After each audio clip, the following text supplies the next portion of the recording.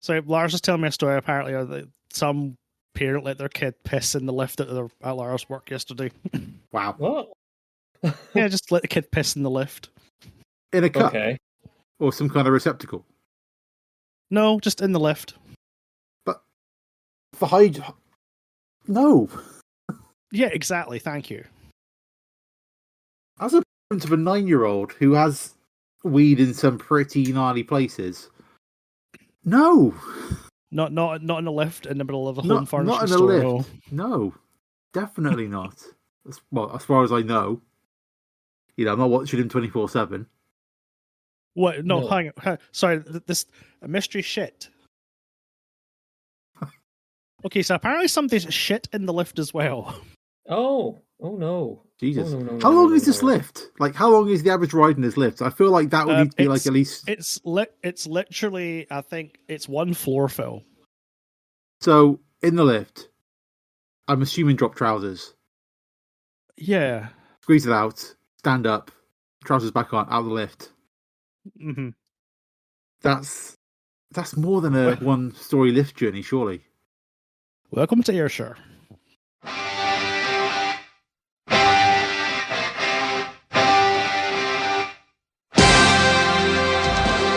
Welcome to the Conquistabores. Tonight on the Conquistabores, witness the amazing debut of the Royal Rumble 1988. And also the Bunkhouse Stampede from WCW, also in 1988, kind of. Making their way to the ring every 2 minutes tonight. One half of the Glamour Girls, Cameron Phillips. One half of the Jumping Bomb Angels, Euan Taylor. Jumping Phil Doyle. And Hot Sauce, Geordie Allen Milburn. Only tonight on the Conquistabores.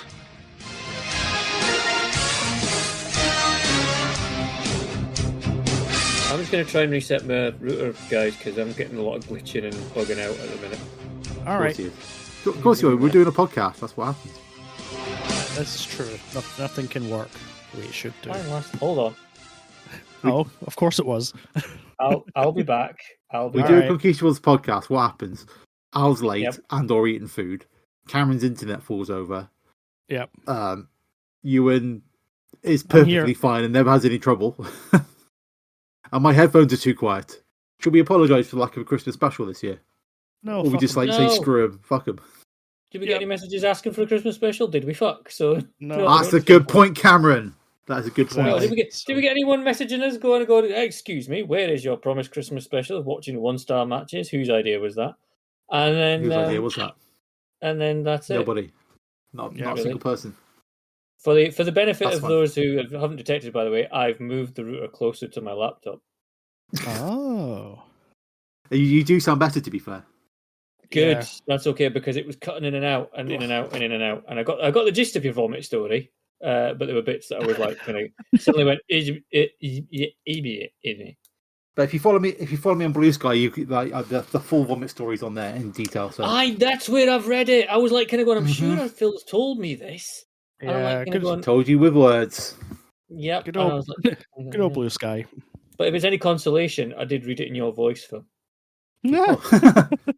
No, I want you to read it in the guy from Lifestyles of the Rich and Famous. I was travelling down the motorway. 20 minutes from home. And my esophagus straightened. My God. That bit's never going to get old. If we ever do a cameo, that's the voice it's going to be. Yeah, exactly. Yes. My Steam Deck door is much quicker, though, if I can run through that. Okay, what is your Steam Deck? I bought a Steam Deck in July, and they're brilliant. I don't know if you know that. They're really good. I get that. Yeah, I get that. Yep. And in one of the Steam sales, I think there was like that Marvel Midnight Suns game was like 12 quid. It's okay. I'll have that for my Steam Deck, because it can run pretty much most kind of... Yeah, I think like, Starfield, you might have a bit of fun trying to get to run like in full, but like pretty much anything else will run on it. Like PS3 games were running it wicked. It was amazing. And then I thought, it's out of battery. I'll put it on charge for a bit. Put it on charge, and it wouldn't turn on. Screens wouldn't turn on. It wouldn't turn on. If I plugged it in with like a dock through HDMI into a TV, it worked. So I could use it like as a docked thing. But it's like, no. So I was like back and forth with Steam. This was like, I think, the 18th or 19th of December. So I was like on back and forth with Steam for a bit. And I got like, their support was great, but the only problem is like it's not European based. They're clearly all based in America. So I'd send a message, wait overnight. They'd reply back, but then like because it was Christmas, I wouldn't necessarily be able to do what I needed to do that day because Christmas Day and that sort of stuff. Yeah. So eventually, I did all the things they wanted me to do. I tried replugging in the battery. I tried re-imaging it. Didn't work. They were okay. You can return it. Wicked. So I got a label out. So I think 4th of January, 5th of January. Like I posted it back, and I had to go to Havant, which I think is somewhere near Portsmouth. And then from there, it got shipped to Prague. And then when it got shipped to Prague, they would process it. And then once it got processed, it would be released back. Okay. So that whole there's no, like, once it got to Havant, there was like no clue. Like they were, or maybe 3 days after that arrives there, then maybe like a few more days after that, you'll get a message when it's done. Like, oh, wicked, thanks. So I got the message, I think, Monday or Tuesday this week saying, we've got it, it's all processed, we're going to send it back to you now. I'm like, that's amazing. Wednesday, I think I got the email saying it shipped. So that was like out from the Netherlands. I was like, oh, maybe come next week. This morning, I had an email from Parcel saying, your parcel will be delivered today. It's like, wicked. That's brilliant. That's fantastic. I get all ready, about to go out for school run. Second email from Parcel Force. Your parcel will be delivered by Peter between 8:23 and 9:23, which is exactly when I leave the house to go on the school run. Oh. And it's a Friday, so my wife is in the office, and there's nobody in the house. Of course. So I'm back by 8:50 because I like run to school. I throw him over the fence. Go, and I come back. And I get like the worst thing is like between my house and my school, there's no data signal. Like the data signal just does not work. So as soon as I get out of my Wi-Fi range, I cannot check because it's on the map. I can see the dude on the map. I can't check it. Get back to the house. The map's there. He's like, not my house yet. Wicked, I got it. 5 minutes later, the updates. We tried to deliver your parcel 8:37 and you weren't in. It's like, was that a DPD special? Parcel Force. And like just as bad then. and I'm in the house for the rest of the day. Like I'm here, I'm working from home the rest of the day, and he delivered it 10 minutes before I got home from the school run. Now I've got to wait until Monday before they re-deliver it. It's like, oh, the frustration. Frustration that can only be matched by the last 10 minutes of the pay-per-view we're going to be talking about shortly. Yes, we will get to a pay-per-view shortly. That's for sure. There's a segue for you, boys. That's how you do a segue. That segue got weight. So we are starting off the new year with something actually quite timely. We're actually starting off with a pay-per-view that is actually from this month. Good Lord. Elimination Chamber? No, not that. I believe this is a Geordie Aljoint, so if he has finished his dinner, perhaps he can explain what it is we watched. I can, but I'll have to just hang on. What? Okay, good job. And he did! For fuck's sake. What in the name of fuck is he doing? Maybe it's best we don't know. What is the... What? Just why? Why is the question? You know, like when I upload the podcast to happens. Every single month, I upload the podcast to SoundCloud. I get to pick like 20 seconds for the preview, and you always put the L section. I'm good. This is very much going to be the preview. It's just like what we talk about. Al, I need to hang up. What the? Why is he like this? Hello, Al. Hello. I've returned. Yes. Yes, you've returned. Right. We're doing the washing up. So, Al, tell the listening public what it is we watched. Right. Technically, not a pay-per-view. Oh, here we go. So pedantic. So I've sort of paired it with another excellent pay-per-view. Very kind, but carry on. So we can, have them together, in one thing. Yeah. So This of course is the we're doing the 1988 Royal Rumble on the 24th of January from Hamilton, Ontario. And what makes this a bit interesting is it's not a pay-per-view, but it's always classed as one because it's obviously part of the series. A bit like WrestleMania. Technically, WrestleMania is not a pay-per-view, the first one, and it's always classed in with the rest of them. And so should this be as well. So what you got to bear in mind is this is more of a TV show than a pay-per-view quality, but it certainly has its moments. I'm sure you'll agree. So is this like, was it Clash of the Champions, the WCW one that was on TV? Yes, Clash of the Champions was ran against Mania. Yeah. I think we need a history lesson, so I've got one prepared. Oh, here we go. Here we go.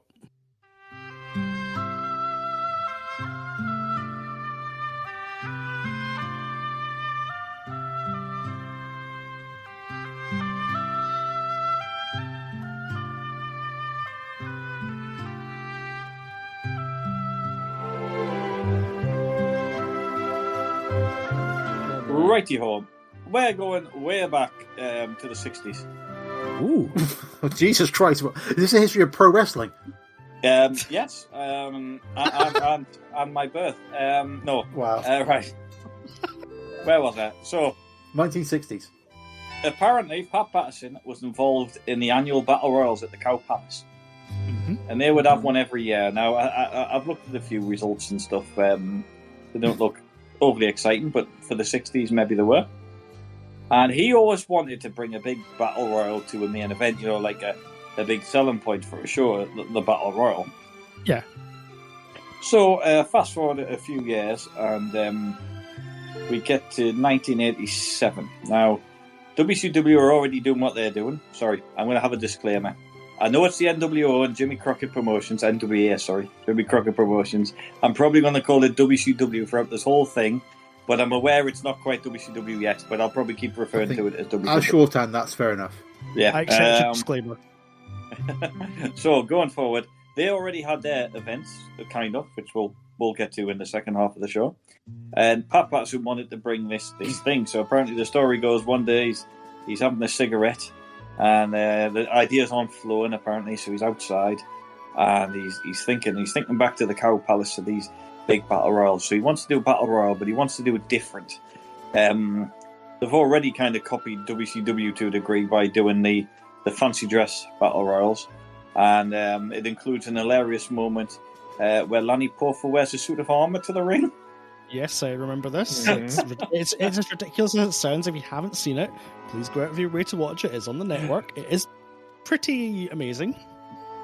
So they're doing that, and he wants this thing. So he comes up with this idea of a staggered battle royal, so to speak. Now, historians have delved into this. It's not really disputed that much that Patterson came up with the idea. I don't think there's too many people saying that it's a lie, or he didn't come up with the idea in Rio de Janeiro or anything like that. But he had this idea of this battle royal. There is one dating back to 1979, 1976. Championship Wrestling, the Banger Auditorium. That's a name and a half. Big and it's an over-the-top rope elimination match. But the twist is, it says 18 wrestlers, 2 at a time, and the winner receives $5,000. Yes. Oh. Now, nobody really knows what this show was about, because the records weren't kept very well from 76. It was won by Stan Hansen, curiosity, and it features what looks to me a very young John Studd dressed up in a mask. But anyway, there's no pictures, it's just got the thing. And I'd love to know if this is a typo or real, but there's a wrestler called F.D. Jones.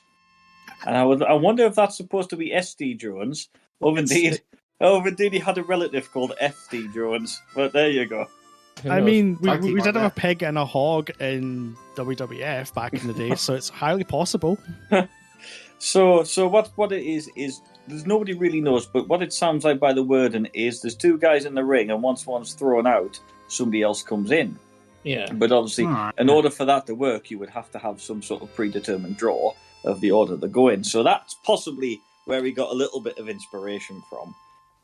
So he's out having his cigarette in 1987. He thinks of this thing about time people coming in, and he goes to Vince McMahon, and Vince McMahon thinks it's the stupidest idea he's ever heard of. Right? And he's not buying it. He's like, no, that'll never work, blah, blah, blah. So, fast forward a few months, and we're into October 87, I think. I'm going to have to look that up as well, but I believe it is. For what's regarded by a lot of people as the first Royal Rumble at a house show. And there's a bit of a problem, in fact, several problems with it. What you've got is, first of all, Pat Patterson's not there. Awesome. Best time to run a test. So I don't know who the road agents were for the show, but what it was is that they didn't really get the concept. Thus, the wrestlers didn't really get the concept. So apparently, the audience didn't get the concept. So it didn't work out particularly well. I mean, you can look at the attendance figure, but I personally believe it was because Hogan wasn't on the card to. You know, in them days, for something to be good, you pretty much needed Hogan on the card to get you a big payday, didn't you? Yeah. I was listening to a bit of a podcast with IRS, and you were saying that like you wanted to be on the Hogan loop because you were getting paid based on the cut of the money made on the door. Yeah, cut on the gate. So if you're on the Hogan thing, that was awesome. Anybody else? No. Well, this was under 2,000 for the attendance, and it was. I guess the Royal Rumble was the big selling point. I also have a little snippet like flyer for that as well. But I will give you the exciting results from the St. Louis, Missouri, from the Kiel Auditorium on the 4th of October, 1987. Ooh. Yep. Nikolai Volkov pinned Hillbilly Jim. Whee. Don Morocco beat Bob Orton Jr. The one-man gang beat the Junkyard Dog. Jesus. Oh my God. Davey Boy Smith had to team with Billy Jack Hayes because the Dynamite Kid was injured, so he was substituting. They beat Demolition by disqualification. Right. Paul Orndorff defeated Rick Rude by countout. Okay. It also included a pre-match pose down, just so you know. Obviously. And because you haven't had enough of Billy Jack Hayes, he was brought out again because Ricky Steamboat and Jake Roberts were both injured, so he had to take on King Kong Bundy and let him win by countout. Poor guy. You had a women's title match of Sherry defending it against Velvet McIntyre. And then you had the main event. A 12-man Royal Rumble match. Wow. So if you love Billy Jack Hayes, the likelihood is you got to see him 3 times that night. So that's the Billy Jack Hayes fans missed out on the best event there. Some fan in that auditorium was going insane. Like, he's coming out again. Imagine it. Like Foley's Rumble, isn't it? The 3 faces of Billy Jack Hayes. God. Yeah, he comes out in different costumes. Yeah. There's a book. So this is where I think the show was already going downhill, but it got worse. Sounds like a winner so far. The time of the match was about 12 minutes, which meant everyone was coming out probably every minute, which doesn't really have time to work on the match when you've only got 12 people in there. No. Then it didn't help the winner for some reason to decide the winner. They pulled the old Bret Hart Lex Luger thing 7 years beforehand with the one-man gang and JYD going over the top rope at the same time. Everybody wants a confusing finish. We didn't need Vince McMahon and torn quads to sort this one out. The referees decided the one-man gang was the winner. Oh, cool. Right? I bet the crowd loved that. And it gets better. You see, because due to a pre-match stipulation, the one-man gang gets to challenge Hogan at the next house show at the same venue. Oh, Jesus. So there you go. But this is even better. The ring announcer already announced Hogan v one-man gang during the interval. Oh, beautiful. Oh, my God. Beautiful. So I think it pretty much telegraphed where the Royal Rumble match was going. I mean, if you weren't paying attention, fine. But if you were paying attention, be like, hey, that's funny. What a coincidence, eh? Hogan, that's peculiar. So after that abomination, it was put to one side. Clearly. And fast forward a few months, and like you were saying before, it was getting a bit nasty between the NWA and WF. WrestleMania 3 was a big success, so McMahon wanted another pay-per-view, so he ran Survivor Series. Except, being the nice man he is, he decided to run Survivor Series the same night as Starrcade. Obviously. And if that wasn't enough, he threatened anyone who sold Starrcade that he wouldn't give him WrestleMania 4. And because WrestleMania 3 was such a big cash cow for everybody, they were really frightened, and a lot of them thought, we got to have WrestleMania 4 as well. So they buckled, and not many places showed Starrcade. Yeah. So now, WCW, or NWA, are running another show this very same night, so McMahon decides to put a free-to-air TV show to try and sabotage it. Yeah, that is basically it.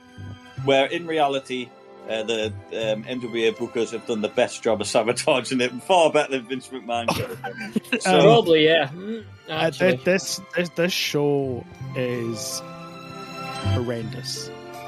The fact that this was a show that we'll get there, but I'm just going to say the fact that the NWA show was on pay-per-view, yet Vince was offering a free product that, while it wasn't great, it was still infinitely times better than what was on pay-per-view. This is a thing that we've been on for weeks, because we'll get to it later on, but this wasn't just a one-night thing thrown together. This had like months of planning. Well, what happened with this, with the Royal Rumble, is that somebody called Dick Ebersol, I believe that's how you pronounce him, was the head of the USA Network. And he was, I don't know if he was a wrestling fan or just he could see entertainment, but he was on board with this show, and they actually pulled another house show from somewhere else in Ontario to do it. I think it was running 3 nights. So whether they put this on instead of that night or were intending running 3 nights, I'm not sure. So what they did was, the story goes, I'm a bit dubious about this bit, but I've heard somewhere he looked at the card and he didn't think there was a good match on the card to bring the audiences in. But I'd love to know what card that was going to be or something. I've not been able to find it. So whether there was a makeshift card or whether he just felt it needed a gimmick.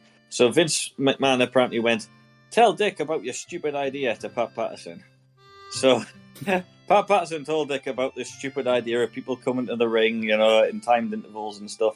And apparently this guy went, "That sounds amazing television. The drama of it, the don't know who's coming out next, everything like that." He said, "That's amazing. That's the match you should go with." I bet Vince was like, "You're right. That idea of mine was brilliant." I'm sure it didn't harm. Main event was a battle royal the same night. I'm sure it didn't harm having his version of a battle royal on. Yeah. And we get to it in a minute. WCW kind of tweaked theirs a little bit to. So we'll get there first. So it was all set. Yep, this was on USA Network, and it was the first ever Royal Rumble. Although I think one name referred to it as the Rumble Royale at one point. Yes. But what they call it in France. So Rumble before we Royale. get there, we're just about to start, and I'll let you guys take over. But they also ran a house show the same night. They did. At Halifax, Nova Scotia. So if you wonder where some of your favourite wrestlers are, they could be here. So somewhere else. What a surprise! We had Sherry defending the title against Rockin' Robin. Okay. Boko Beware defeated Seeker. Is that Roman Reigns' dad? No. The Russo brothers defeated the Conquistadors. Obviously. Hey. Demolition Smash defeated Ken Patera. Now, Demolition that was Axe. A classic. Demolition Axe was set to fight Billy Jack Haynes, but he was still knackered from all them 3 appearances the previous year. So I think he left. So they had to hire some. Well, I've noticed him. He did a few house shows in Canada. He's called Buddy Lane. Don't know anything about him, but he was pretty much just a body to fill the card up. Brutus Beefcake took on Greg Valentine, the former tag team partners. And your main event was the Honky Tonk Man defending his Intercontinental title against Randy Savage, which Honky Tonk Man won by disqualification.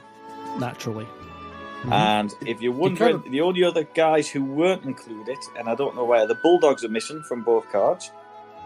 Dynamite was injured, but no Davey Boy. Hercules was missing, don't know why. And you had a couple of lower put his card trunks guys. out his arse, clearly. Possibly. You had like SD Jones and Lombardi, Harwis, Scott Casey, Outback Jack. Oh, where's he? A couple of lower card guys, and a few people were leaving because Billy Jack Hayes was gone. And just before 87 finished, I think Paul Orndorff went and Bundy's went. So there are a few names down. Not as much as the NWA, which we'll get to later.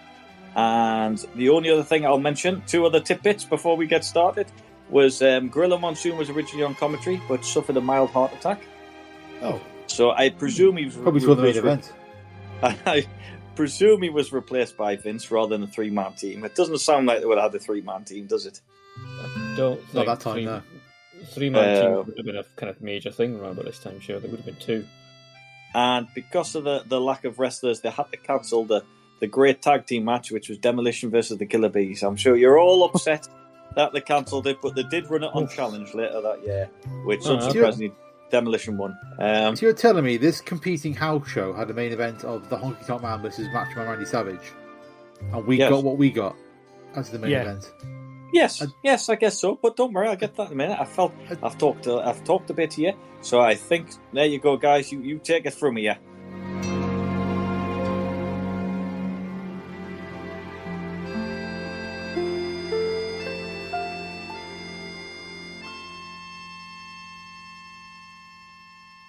I would just like to thank Al, the fact you've turned over a new leaf in this brand new year of 2024. You've selected a show with only 4 matches on it, so I think that should be applauded to begin with. I was thinking that actually when I was watching this. I was like, surely not. And there's no tournament? No. Well, you say that, but the second half of the show we'll get to a tournament. But anyway. Anywho, we get welcome to the arena. Vince and Jesse's outfits there. It's as ridiculous as always. Jesse seems quite subdued in his outfit, though. I will say, like, this isn't like his A-game outfit, from what I don't think. I mean, like, he's all kind of muted shades. Like, there's no kind of tassels. You know what I mean? I mean, remember this is only a TV special, so he doesn't get the good stuff. That's out true. For pay- That's true. He only gets out for pay-per-view, which sounds very, very wrong. Now I've said it out loud. Was anybody else confused by the music initially? Welcome everyone to the World Wrestling Federation. Welcome to the Cup Coliseum in Hamilton, Ontario. Yes, this is the Royal Rumble. Scheduled here tonight, live. By the fact the sound levels were all over the place, and you could hardly hear them. It was indeed dubbed. The show opens up to what is Rick Rude's theme because he's coming to the ring, but they dub it over with something that isn't Rick Rude's theme. Welcome everyone to the World Wrestling Federation. Welcome to the Cup Coliseum in Hamilton, Ontario. Yes, this is the Royal Rumble. Scheduled here tonight, live. I was thoroughly confused as to what was going on. The opening, I was like, "What the hell's that music? Have we got was some kind of weird version of New Jack showing up? What's going on?" Oh my god! So, as Al mentioned, Rick Rude's coming to the ring for our opening match, which is a singles match: Rick Rude against Ricky the Dragon Steamboat. That's an opener, though, isn't it? As you're 2 men in the ring. Why this isn't on last, I've got no clue. But for 2 guys, you know, there's 2 cracking, like 2 of the best, 2 of the best, right there. I would just like to see there is actually a third participant in this match. And are you referring to the person in the front row with the megaphone? Well, I wouldn't refer to her as that. I would call it the noisy bitch in the front row with a megaphone for some unknown reason. Why was she allowed in with that? Well, I think she only lasted until like the first ad break or the first kind of break in the match, because that got taken away from her at some point. Guaranteed. Yeah, I was going to say, well, as soon as I heard that, and I was like kind of going, oh no, please don't tell me she's here for the entire show. But thankfully, after about 15 minutes, she's mysteriously gone. I think because there's like a period in the middle, there's like loads of kind of arm bars and kind of rest holds and stuff. And that's all you hear is break it off, and I'm like, please break it off, break the megaphone. Yeah, I feel like at that point, security came up and had a word. Probably Vince was going absolutely mental. Like under his bet breath. He was. Because obviously this is before the era where people would be having like signs confiscated, that sort of stuff. But like, being that it's on TV, you don't want a rogue person in the front with a megaphone giving it yowdy. Well, she wasn't saying anything overly offensive. I mean, God only knows if you let somebody in with a megaphone in 2024, Lord only knows what might come out. Oh, but then Cesaro would run out and like smash it in half or something. It'd be amazing. Well, that's after somebody lets out the most racist comments ever. That is true. That is probably true. I did like the burly security guards who were trying to keep the fans off of Steamboat and failing. They seem kind of pointless them being there, really, isn't it? Jesse has a good question to start the match. What's bigger, winning the Jesse the Body Award or winning this match? Given the concept of this pay-per-view, I'm going to go with winning the Jesse the Body Award is probably more prestigious. Probably neither. But I had a good time this match. I didn't think, because you got 2 good workers who just go out and work a good match. It's just, and they get what, 17 minutes? It's a good it's like the first block, isn't it? Mm-hmm. And the thing is, as well, this match didn't scream, this is a house show match that's been converted to TV. This is actually a really good pay-per-view level match. It's nowhere near I say we watched like Beach Blast '93, and they have that Iron Man Barnstormer in that one. It's nowhere near that level. But that's a different level of great. I think I was beginning to wonder if one of them was carrying an injury, because at one point Vince does give a. I mean, I was watching OSW Review the other night, and they were doing In Your House 4, and it was all about how during Yokozuna versus Mabel, they were commentating how it's kind of that thing of Vince on commentary occasionally like has comments that he's actually pissed off with the quality of the match, but he can't outright say I'm furious with this, but he just has a sly dig at the combatants. Well, he was famous at that. He'll slip a little. If you're paying attention, you pick up on it, but if you're not, it's just like, oh, Vince is just being Vince. Yeah, there's one later on about a part of the show, isn't there? Which we'll come back to. Mm-hmm. Well, yeah. There's one point in this where he kind of, in exasperation, says, Rick Rude's entire offense so far has just been punching. And then Jesse Ventura just kind of like goes, well, maybe that's what he wants to do. He wants to, Steamboat's a technical wrestler. He just wants to punch him in the face. And it's just like, right, Vince is kind of pissed off. He's that not Rude's very just happy, basically turned this into a boxing match. I was like, one of these guys is obviously carrying an injury, because there's a fuck of a lot of rest holds going on halfway through. But there's like, at one point where I think Steamboat, probably want to put one pair of bars. Steamboat's in the camel clutch, and he just kind of like stands up with Rude on his shoulders. Yep. Like, that was awesome. That was a great little power move, that. So clearly he wasn't carrying the injury. No, I think it must be Rude's got something. I mean, obviously Rude had to retire due to lower back issues in like 93 or something like that, 94. Yeah. So his back always looked like it was going to snap any second, though. Yeah, but that's the thing. I mean, Rude was never like he was a well-built guy, but he was never like tanky. You know what I mean? He wasn't. Yeah. He always had this kind of like sort of like thinness to him, wiriness that in his body. He was never like this bulky guy. But you can kind of say like his waist is like really narrow and like yeah. I just remember always seeing him just thinking like someone's just going to snap him in two.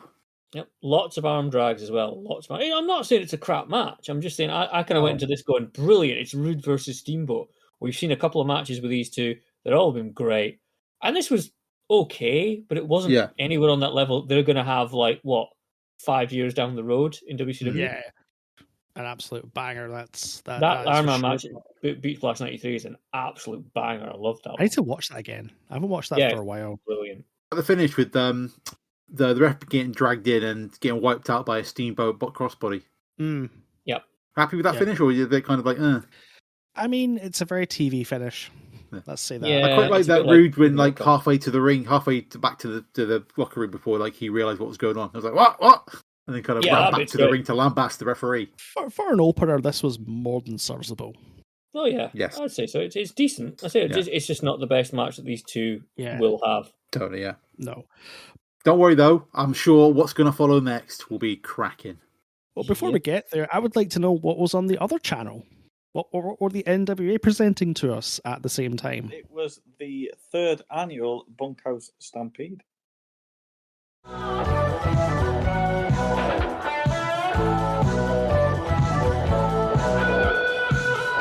The problem is WCW don't know because they fucked up and put the wrong ticket times on the ticket. WCW fucked something up. Can't believe that. Well, the NWA, of course, but NWA, Jim Crockett. Obviously professional at all times. Come on. Some tickets said 7, some tickets said 8, and I thought, fuck it, it's going on at 6:30. Yeah. So some people got the arena and missed. I mean, didn't miss much. You had the. Do you want the opening contest or the dark match, Euan? Which one would you? I mean, we have to go with the dark match then the opening contest. Well, the dark match is very, very good because it was originally the Rock and Roll Express. But they quit the company because everyone seems to be quitting the company at NWA. I think the money was a bit of an issue, so they quit, and it was the Sheepherders. The best tag team in the world. Indeed. Yeah, with their flag bearer, Johnny Ace. Oof. That's not age well. I'm presuming it's the same Johnny Ace, but yes, I'm presuming it is the same. Not the best person in the world.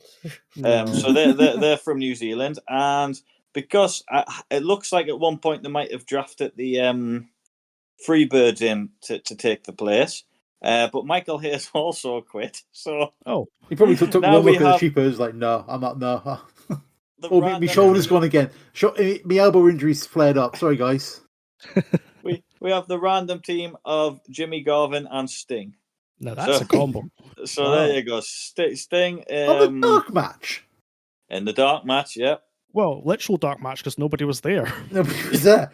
Surely by 88, Sting was like, Sting! Not, to get chucked out of there. Early 90s, like 1991, that's when Sting became Sting. Yeah, 1990s his first World Championship run, is it not? When he beats Flair. Yeah, 24th.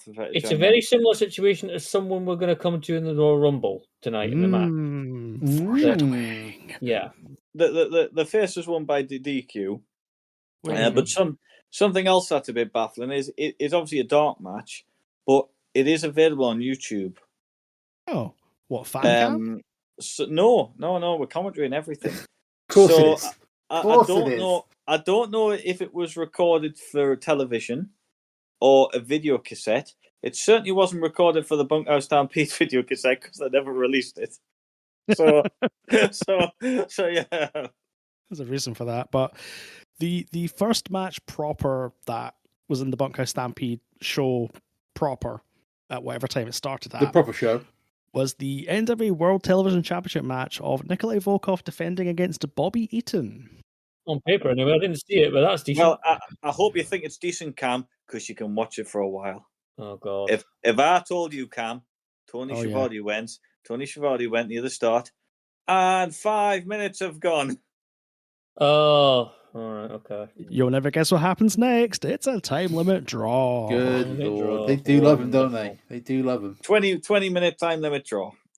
Which we'll get to all these matches in a minute. Apparently, though, Schiavone still kept giving time cues throughout the other matches to sort of make it okay. Oh, God bless him. God bless Tony. Because this is the first match, it seemed a bit hokey when he starts doing it. So there you go. I mean, and the fact that half the arena hadn't even arrived yet. We go next to our first sort of segment of the evening, which time limit.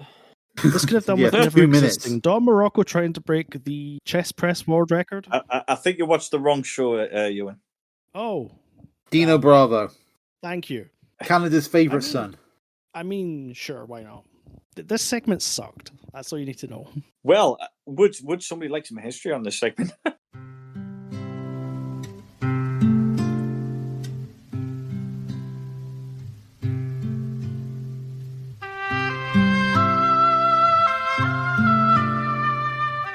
What history is there?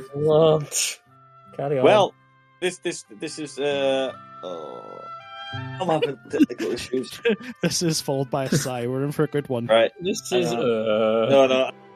This one is logic to a degree. Well, Vince McMahon's logic. No. So what happened? Is it a soft launch for the WBF? Well, we're going to talk about some bench press records. I don't know much about weightlifting, but I'll try and do my best. Do you know one guess each without Googling? Which former wrestler to this point actually held a bench press record? Campitera. No, but that's a good guess. We'll get to him soon. So whose bench press record he's trying to break here, you mean? No. He had it a good few years before this. Yeah. Junkyard Dog? No. Oh, it's not Bill Kazmaier, is it? No, we'll get to him as well. I have to give him a guess that was. Bruno Sammartino. Oh, really? Okay, fair enough. So he had that, and you're right, Bill Kazmaier had it at one point, but he seemed to go on his strongest man thing rather than this sort of strength test. But a guy called Ted Arcidi, you might have heard of, who was a wrestler. I feel like we've seen him in a show. I feel like we have. His best thing's WrestleMania 2 is the best thing you'll see him in. Although, did we see him? I think that stadium show I did. What was that? The big event. Well, it was the big event. Yeah. So what's crazy is he was legitimately the world bench press champion. I think he got it in 1984. It might have been something. I did have. Hang on. There we go. 1984. Yes, was. He beat Kazmaier, who had it in 1981 and 1980, actually. He did it with 667 pounds. In 1985, he added to his record and did 700 pounds. Now, this is Vince McMahon's logic. Legitimately, in his federation, he has the strongest man in the world. This Ted Arcidi can claim to be the strongest man in the world. Yep. However, Ken Patera was coming back from his time in prison. And if the story goes, Vince didn't want two strongest men in the world. It would confuse the fans. Even though the best Patera did was third in the world's strongest man. So technically, he never really did anything where you could call him the world's strongest man. But anyway, Vince didn't. That's Vince. I'm the world's strongest man. No, I'm the world's strongest man. You get at least a few weeks of TV out of it and a match. Well, so what he did is he just decided to release Ted Arcidi. Obviously, There you go. So he's now got Ken Patera. He's world's strongest man. I feel like Arcidi's finisher was a bear hug, so I think that's probably a good move. I think it was. Yeah. So Ken Patera didn't really work out. I think they even hoped he would be big enough to main event WrestleMania 4 against Hogan. And he wasn't quite in shape, and he picked up a bad arm injury, and he was pretty much done. He was pretty much down to jobber by the time he's jobbing to Demolition and Smash on the house show. It's not. Yeah. That's what he's doing tonight. He's not even on the event. So McMahon must have panicked a bit and went, "Shit, we need the strongest man." And then we came up with this. So this tonight is Dino Bravo tried to break Ted Arcidi's 700-pound record with, what's he going for, 715, I believe it is? When we get there. Yeah. So, when this started, I was like, okay, right, a bench press thing. I feel like we'll give it a chance, because who knows? Because Dino Bravo, you got Jesse out there as, the spot man. Jesse's always good value for money. Dino Bravo was he's getting booed in Canada, so that's good. I really like that. They ask Frenchy Martin questions and he replies in French. That's cracking. I'm like, okay, right, we're probably going to be all right here. And then okay, he's going to bench press to warm up. What's he pressing?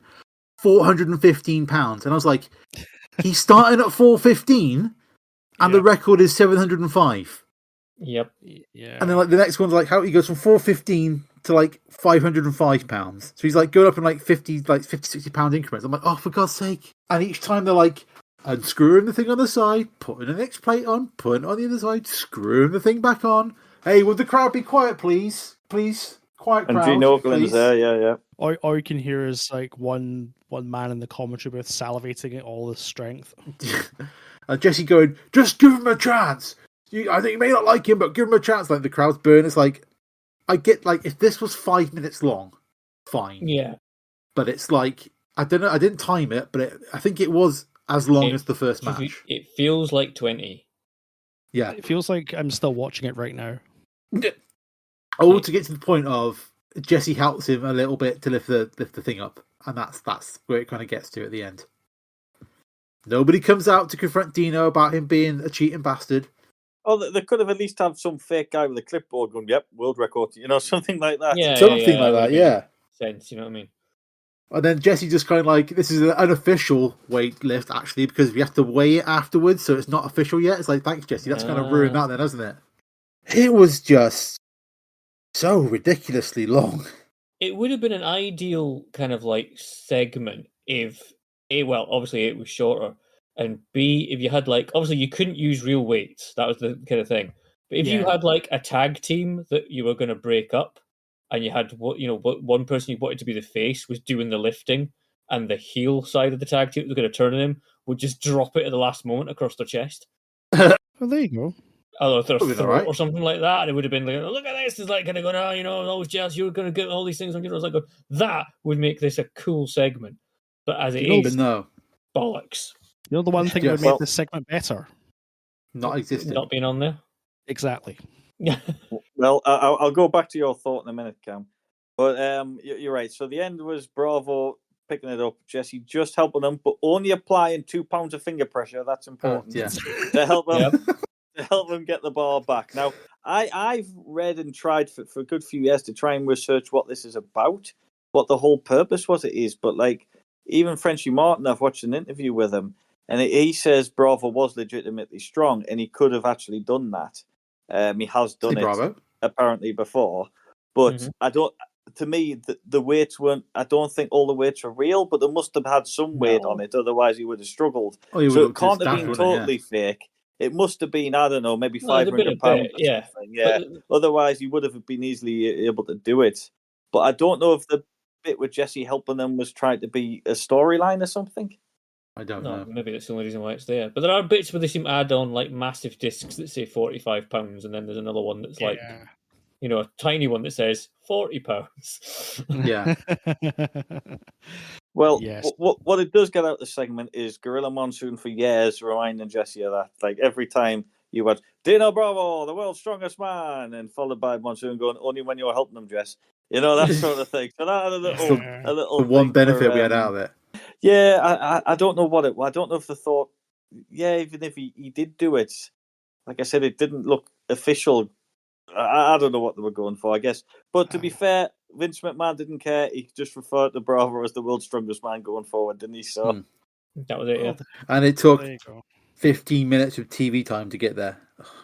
Well, I just want to bring up what Vince McMahon's stupidity even more, because Ted Orsini, the guy he released, went and actually got £718 in 1990, 2 years after this bench press record. Oh, there you go. That's 2 fingers.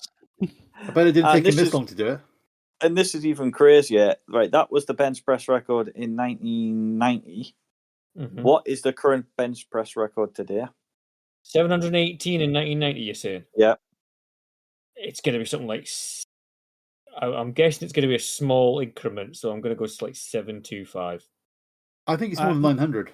Can I say it's £1,100?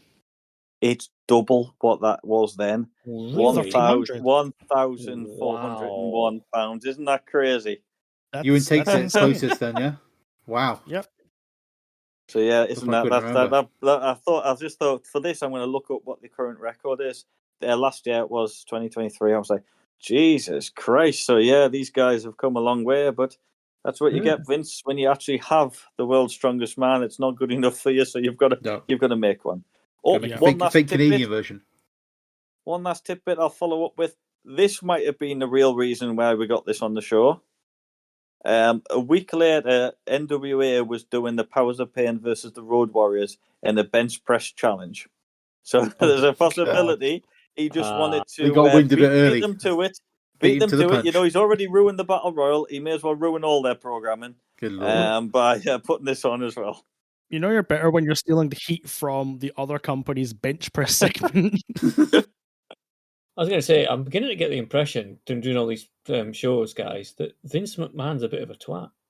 I mean, you reckon you think? It just suddenly struck me. Surely the mustache gave it away. You say that, but you know when Count Bischoff, to give him his title, does things Count to Bischoff, him. get it right. You know, when he keeps giving out results before Raw and things along them lines, that's dirty tactics. That's all revenge for the bench press thing, isn't it? It's all revenge for that. They ruined the bench press, we'll ruin Mick Foley. I love professional wrestling. It's such a petty business. Oh God, yeah. Easily. Next is a sentence I never thought I'd hear say in the 80s on WWF. It's the Women's Tag Team Championship match. Yay! And it's best of 3. And it's best of 3.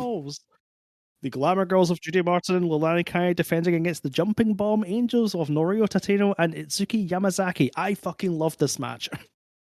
Yeah, you're already remembering the names of the Jumping Bomb Angels, so you're one up on Vince already. Oh my god, I've written that down. Was he calls them red and pink or something like that, doesn't he? Red and pink. McMahon, I got a question for you. What's that? What's the names of the 2 Bomb Angels? Unfortunately, I can't speak Japanese all that well, Jesse. I mean, I might want a date later tonight, and I might want to approach one of these girls. What do I call them? A bomb angel? No, let's call the one in the ring pink, and the one out on the apron, let's call her red, I guess. Oh, that's real clever. Well, what else are you going to do? Well, maybe, Vince, you take the time to learn how to pronounce their names before the match starts.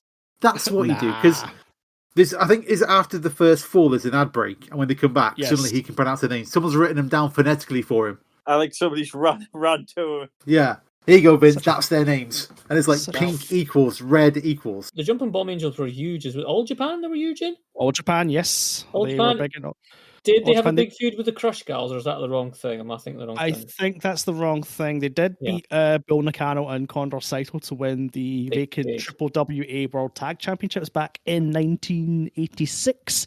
That'd be a big deal at the time, Asuka and Chikusa Nagao, who were the Crush Gals, you're correct, Cam, in 1986 to capture the tag titles again. So yeah, they had a big run in All Japan. Then for some odd reason, they made a trip to the States for a year and wrestled in the WWF. I'm not sure what the reasoning for this was. I don't know if Vince was trying to toy with the idea of trying to take over Japan, which, almost 40 years later is still trying to do. He did a lot of sort of talent exchanges then, but maybe it was just to bolster his women's division. But I feel I need Hogan was still good in Japan then, wasn't he? Yeah, I think so. I think you're right, yeah.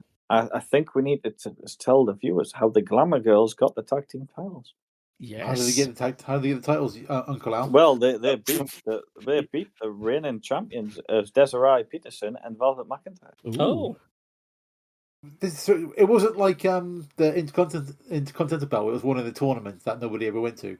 Well, there actually was a match for them to win it. Welcome to Puerto Rico.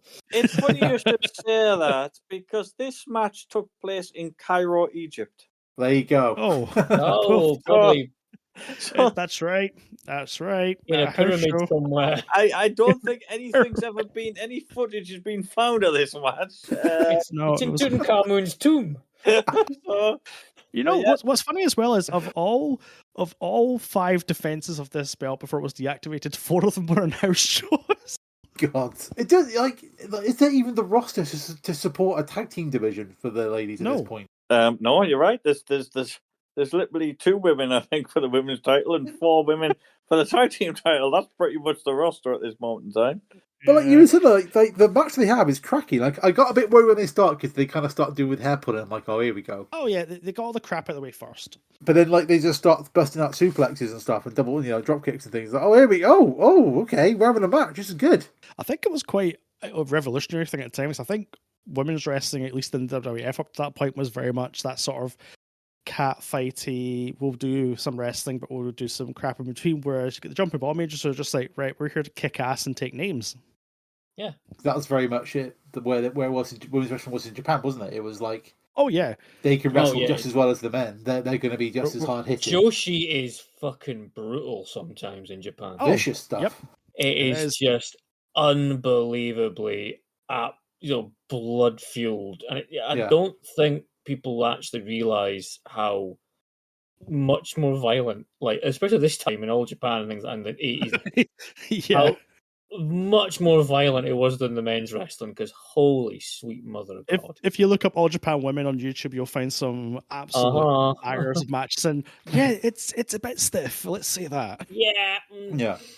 I don't think this is their full level of stiffness, but they certainly don't back down from what the Glamour Gals are doing to them. No. Not at all. That was nice, that tickled, and they're going to thump you. What's weird is we'd have this match, and then the next time we'd have this kind of women wrestlers, Japanese wrestlers on the Chicago game. Would it be like that King of the Ring in 90? When was it? 93? Survivor Series now. Survivor Series, sorry. Alundra Blaze and Alundra Blaze. Oh yeah. Yeah, well, what was that? 94, 95. Yeah. You had Bertha Fair against Japanese 3 people against Alundra Blaze and Japanese 3 people. Yeah, it's a bit weird. They kind of you had this banger of a match, great champions, and they just kind of put it down for a decade near enough. It's like, okay, Vince just clearly wanted to just have a go at for a little bit, but then didn't really want to take anybody else off the cards, give them space to really perform. I mean, it's typical Vince. He gets the shiny thing, he gets bored in seconds, and then just discards it. Yep. Well, this goes 15 minutes. It does, and we get 3 falls out of it. Yeah. Really on a quote regular pay-per-view, would they have been given that amount of time, do you think? Would have been a quick 5 minutes? It wouldn't be best of 3 falls. No. That's true. No, it wouldn't be. I don't know. I think the fact this was on TV probably did everyone a favour, because it got to show that women's wrestling is actually a thing here, not just because Vince imported some really, really talented wrestlers. Yeah. The fact, it's a weird, because you get a good opener, then you get the kind of black hole of attention that is the bench press, and then you get this banger. It's like this is all over the place. Yep. Would you like to know what happened to the women's tag team title belts after this match? They were thrown in the bin on Nitro. No. No. They weren't. There was one more change in championship in the lifespan of this belt. Yeah. In Saitama, Japan, the Jumping Bomb Angels lost the tag team championships to the Glamour Girls by countout. Oh, there we go. Well, they lost by countout. They lost the belts by countout. But that's because this actually does make sense. In Japan and most Japanese promotions, a counter is just as good as a pinfall. So a title will change hands on that occasion. And it's still 20 count outside? Yes, 20 count outside for most promotions in Japan as well. Yeah. Okay. So that does make kind of sense. And then the belt was retired in February of 1989 and it was never seen again. I thought they brought a women's version back, haven't they? I'm gonna say, is this is separate from the lineage of the current women's tag team belts? I take it then. I think it might be so. Yeah, but there's obviously it survives in some form today. Yeah. But Al, we've discussed this banger of a match that was on the USA Network. What were the NWA showing us on pay-per-view at this moment in time? Well, Euan, it would be silly for me to assume they're going to have another long and drawn-out match like the last one. It ends in a time limit draw. Well, didn't quite get to the time limit draw. We were knocking on it, I would imagine, assuming the time limit was 20 minutes. This one went 19 minutes and 16 seconds. Oh, okay. Yes, and I can never see his name properly. Larry Zbyszko, I think I've said that right. One. He managed to win the most prestigious title in wrestling. Al, go on. He beat Barry Windham to win the Western States Heritage Championship. Good I had no idea what that is, but yeah, you go. I thought it was going to be a precursor to the Samovar Trophy you were talking about here. Al, do you want to know why you don't know much about this title? Because the belt had a total of 2 champions, Barry Windham and Lars Briscoe. Fair enough. It had to have some dicking around in it, didn't he? With a high-heeled shoe, yeah. Yeah, Baby Doll got involved. It was, yeah. The match in WWF was much better than this one. I think that's safe to say. Let's just go for little falls quickly of the other match. So, if I remember correctly, the first one, the Glamour Girl hit what Big Show used at one point. Do you remember that move, that like the power bomb there? You throw them over your shoulder. Yes. Oh, yeah. Big Show used that for a period of time. That was the first fall. The second fall, she tried it again, but the Bomb Angel escaped and kind of got a sunset flip. It was a little bit loose, but it was just about recovered. Yeah.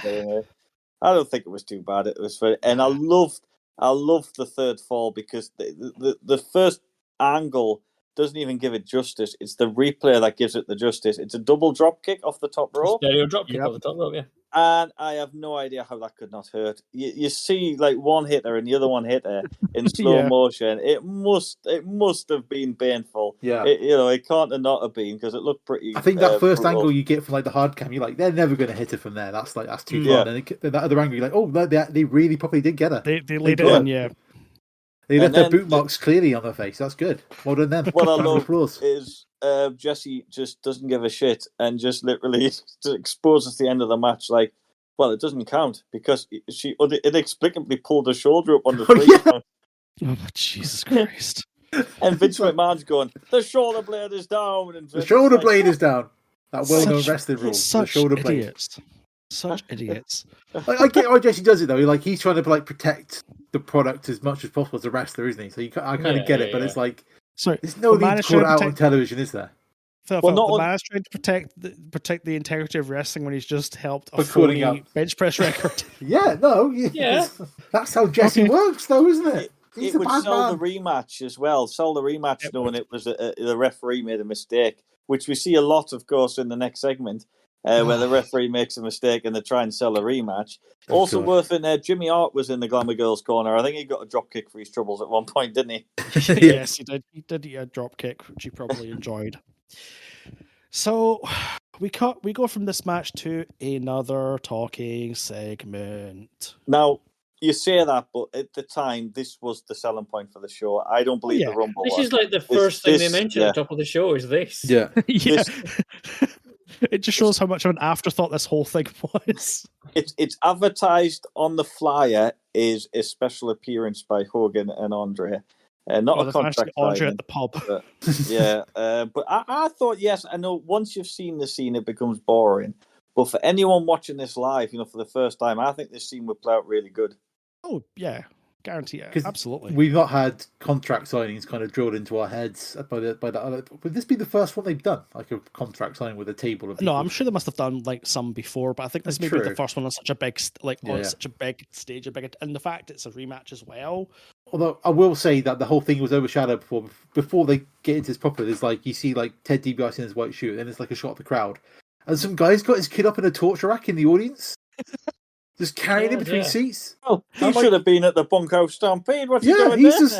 just casually got this kid up in a torture rack, just walking through the seats. Everyone's just kind of going, "Yeah, there's a guy carrying his kid around." And like the kid's like 12 or 15 or something. He's a big kid, and the guy's just carrying him. It's like, oh wow, surely the security should get over there with a megaphone and sort him out, because that doesn't look. I would be concerned for my beverage at minimum with that going on around me if I was in that crowd. Oh, we got the contract signed, haven't we? Now I'm not sure where Bobby Heenan is during this show because he doesn't look like he's on the other. They mentioned it during the main event. He's in Barbados watching via satellite. Oh, okay then, fair enough. There you go. Because obviously Heenan was Andre's manager, but I think from what they say now, Bobby Heenan's bought his contract off, so now Andre works for DiBiase. He's no longer part of the Heenan family, but then I think he is still part of the Heenan family after this. I'm not really sure. Yeah. So Heenan still accompanies him quite a lot, and I mean he's definitely in the Heenan family afterwards, yeah. Because it's like Heenan and Andre are around when he's feuding with Jake, aren't they? They're both still paired up. Yeah. During that whole kind of Jake feud, but yeah, it was my favorite bit of this. Right, I don't know about you guys, but it's like Hogan comes out in his casual gear with his Zubas, kind of sits down, and then Andre just stands there, just kind of slowly bouncing on the ropes. I mean, Andre's probably just trying to stay upright. Let's be fair. Yeah. But the way he's just like staring at Hogan and he's bouncing on the ropes, and it's just like one of the low key, most threatening things that you'll see in a wrestling ring. Like he's just like, I'm not moving. There's a real kind of like Hardy Race, I'm gonna rip your face off kind of vibe about it. You know what I mean? Yeah. Did anyone else get the whole thing about how he was sat down on the chair and you're like, sure, the chair's gonna break from under him? That's my very thought. Yep. I was like, holy shit. That chair is... I wrote down, odds on that chair lasting, question mark. Is that chair going to job? Let's find out. Yeah. But it's when, also, Andre's like that, bouncing the ropes, he's not moving, and then Mean Gene goes, Andre, I won't say it again, will you sign that contract? It's like, no, Gene, like, you've got no basis of authority whatsoever. No, Gene. No Gene, no anything. And Jack Tunney's there as well, isn't he? Yeah. Well, Tunney's there. If he is. I'll use Heenan's phrase, Jack on the take, Tunney, yes. But yeah, that's the bit, because he's there for so long, it kind of goes around there kind of... I think what they were hoping would happen with the bench press thing, like it goes on for so long that it kind of becomes annoying, then becomes good again. No, it doesn't do that. I think it does. I think like the way he just kind of like waits and just holds Hogan's glare, makes Hogan wait for him. I dig that. I think that's cool. It didn't have the kind of big... It had like a big finish. That was apparently despicable. But again, we're probably kind of a bit spoiled by contract signings later on. I mean, yeah, if you look at it from the aspect of when this happened, at the time, this would have been revolutionary.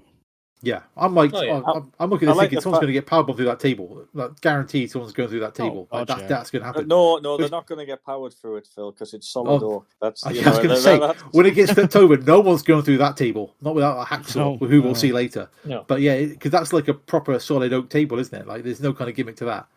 But yeah, we get they sign and Andre bangs Hogan's head off the table and then flips over onto him. I like the fact they call him Mr. Rusumov during the thing. Yeah, because he's signing the contract, isn't he? Got to sign his proper name. Well, I like that. People say, oh, it's the mystique, but it's like everybody knows. I don't even know if his name really is Andre, but everybody knows that he's got to have a surname. You know, he's got to have a surname, and by using his surname makes it I bet his plane tickets he was down as like A Giant or whatever it was. Yeah, yeah. I can tell you his name, Al. His actual name was Andre Rene Rusumov. I thought Rene was his first name, but no, it's his middle name. That's fine. I'm sure, like Mick Foley talked about on his podcast, going like when he was tagged with Abdullah the Butcher, like his plane tickets would say "A Butcher" because that's his name. So that's where his plane tickets are in. He was the name of Abdullah the Butcher. Well, at least he's got a first and second name. I mean, nowadays, nobody's got a second name, have they? Fucking nobody have a second name nowadays. No, it's Riddle. It's theory. Cesaro. It's Rusev. Give me some more examples, I'm sure. It's Neville. Give me some more. Future endeavored. It was a decent segment. You get why it's there because it's Hogan and you got to get him on a TV show somehow. But you got to remember, like the had WrestleMania 3 and this really selling the fact that did Andre pin him? I mean, he clearly didn't, but they're trying to talk it up that fall was a false fall. Yeah. The Meta Survivor Series and Andre won. Even though him and Hogan didn't have much interaction, it was just teasing. That's what the fans want, and it's nowadays they'd have fucking 10 matches on Raw before this with each other, wouldn't they? Before the match. Oh yeah. Now they've just met just a couple of times before on TV anyway. Before you get to the showdown, which which hilariously is on a different network, so they try very hard not to mention what network the other show is on. They can't say NBC, so they've got to be very careful. Date and time, that's it. You don't get nothing else. You don't get anything else. And by the way, just to follow up on it, it's obviously the famous twin referee match when Hogan and Andre have it on the main event, and Andre wins the title, gives it to DiBiase. That's the show that does like 33 million views. Most watched wrestling match in history. Yeah, 33 million. Most watched wrestling match in history. Well, just to kind of hop onto that for a second, like this apparently did like an 8.2 rating. Yeah, which is enormous. Which is like because it's Nielsen ratings. That's 8% of the population in America was watching it, wasn't it? That's how the ratings work. And I think like what was it? Dynamite last week pulled like a 0.7 or something, or a point or 0.9 or whatever it was. So like for what is space is very different. Yeah, it's really different. But like I think even Raw at its heyday, that was it like a 4 rating, a 5 rating, maybe 3s. I think I'm sure there were 3s, weren't there? I wouldn't say 4s was like a really good week, but I think they were happy if they got like high 3s. Yeah. So you can kind of like wrestling at this point is just nuts. Like that whole we're still very much into that rock and wrestling, like crazy.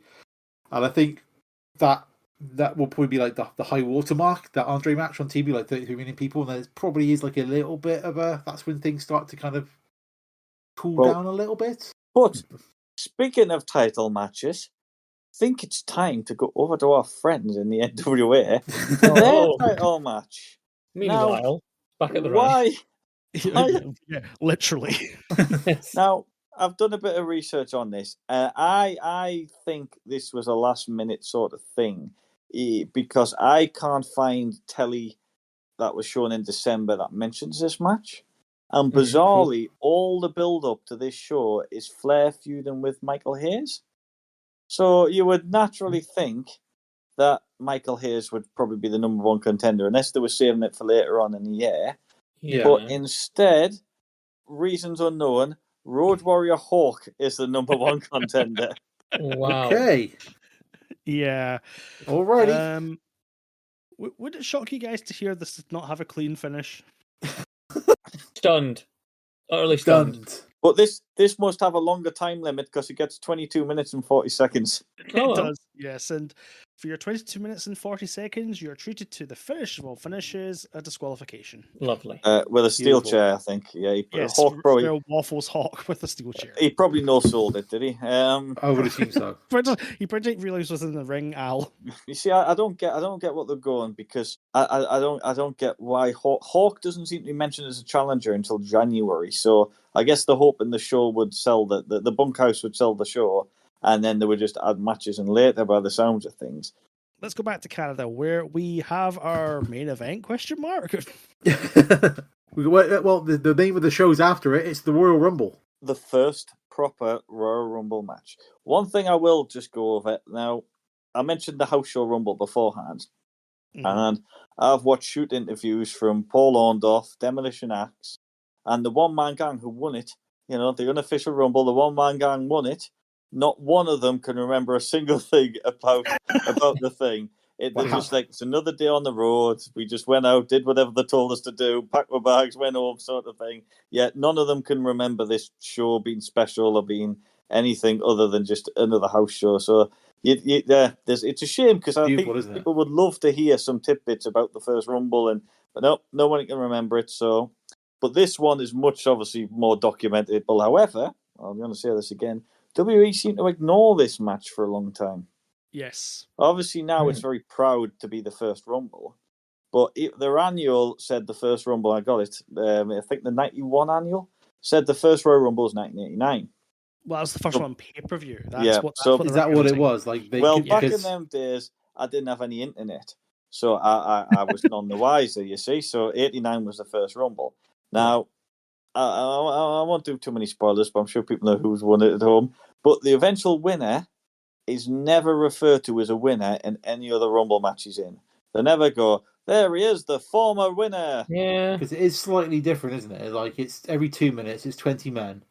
He's never referred to as a winner. He does. I found a promo where he refers to himself as a winner. He's a winner in 91, but he's never referred to as a winner. Yeah. So I never thought this Rumble existed. However, fast forward, back in 99, I got the internet at home. WWE.com had a little thing on the history of the Rumble, because there was a Rumble 2000 coming up. Mm-hmm. And I was looking through, like, oh, there we go. There's some clips from the Rumble. I had most of them on VHS, but which we've covered the previous on this show. The 89 Rumble featured a match between Ku and Harley Race, which was cut from the videotape. That's right. Well, anyway, this had the finish, so I downloaded Real Player and waited about half an hour for this 20-second clip to load so I could watch Haku kick Harley Race. That's satisfied. I've waited all them years to watch it. And then flicking through, I'm like, what? The 88 Rumble? What the hell's this? The 88? What? No, so I clicked on it, and there was 2 clips. One, I got to watch a little bit of Tito Bravo's bench press record. Obviously. And I like the show. Two was about 20 seconds of the finish of the match. And I was like, oh my, this blew my mind. I'm like, what? I didn't know about this for like all these years. I've been a wrestling fan. I mean, at that time, probably wasn't that many years. I would have been about 8 years being a wrestling fan. But did this come out on video at all, or was it just like broadcast on TV and there you go? That was it. It was gone. Yeah, that was it. Unless you're a tape trader specifically getting this one, you're not going to know about it, are you? At that point, until the internet starts disseminating. Got the list of participants in the matches and what happened on it. I could get a description, and then onto eBay to find somebody who converted it from American video to English video. Oh Jesus! Yeah, English video. Well, I think it means from NTSC to NTSC to PAL. Come on, Cameron. So what you're saying, Al? When you got your tape, it looked like a potato. It was atrocious, but I could make out what was going on, and I couldn't have been happy. I was sitting there, I didn't care. Yeah, I've still got it. I was like, it's a bit blurry, whatever. I can tell what's happening. I can watch the first Royal Rumble. There we go. I've sat and watched it. If you are looking for an indication, Al, about how WWE have acknowledged this as the first Rumble, 2 days ago they put this entire match up on their YouTube channel. Yeah. Yes, that's the one I actually watched. Even though I've got the network, that's the one I just saw it. That's the one I watched for the show. Yeah. Yep. There. So that whole story just reminds me of the good old days where I was watching DSF, which was a German channel on like Sky Analog, and they would show WCW, obviously dubbed in German, but yeah, I could understand what was going on. And then I got some softcore pornography afterwards, so it was a great time. I was going to say, I remember watching. I can't remember which pay-per-view it was. I think it was whichever WCW pay-per-view in like '95 that Brutus Beefcake ends up attacking Hulk Hogan and battering his knee with a baseball bat. With a mask on, yeah. Yeah. Oh, yeah, that's after the jet ski incident. Yeah, I remember watching that one on DSF as well and having some reeked dodgy adverts that maybe shouldn't have been for 14-year-old eyes. All I've got to go in my head is like someone going, "Das ist Sting!" Yes, das ist Sting, das ist Sting. Yeah, they just kind of went, do. Well, phone this number. As far as releases goes for this, yes, there was barely any mention of it, like I said, in things. And then eventually, as they got into the history, the winner became synonymous for winning this first Rumble. And the only way you could get on DVD was to buy the whole Rumble collection. Oh, wow. You had to buy the anthology to get this included. It was featured on an episode of Vintage Collection. If anyone remembers that, probably around. Yeah. I can't remember what year it would have been. Maybe 2008 or something. It was on there because I remember taping it. But I think I already seen it. But this was the first time for me to watch it in better quality by the looks of things. And it was very interesting. There's a DVD called The True Story of the Royal Rumble, a DVD and Blu-ray. Well, the whole thing, or just the Rumble match? Just the match. Yeah. However, they hilariously cut out all of Jesse Ventura's commentary. Wow. Okay. Yeah. So how petty is that? Yep. Because obviously he sued them over royalties once upon a time. He did, yeah. Vince sounds like they've edited, so Vince sounds like a sole commentator. He's not just asking a question and then getting no answer. They obviously cut it together. He's not going, so Jesse, what do you think of this? And then to get silence. Utter silence. Yeah. You know those, is it Garfield without Garfield cartoon? Yeah. Where it's just like John speaking to Garfield and he's not there and it just seems like he's completely insane. It sounds like that. Without further ado, we can get on with it. Now, again, one last tidbit. I don't know if the people at home have ever been told who's in the match. I know the people in the arena got a flyer because I've got a copy of it. So I know they kind of know who's in the match. During the broadcast, there's only 5 names mentioned who's in the match.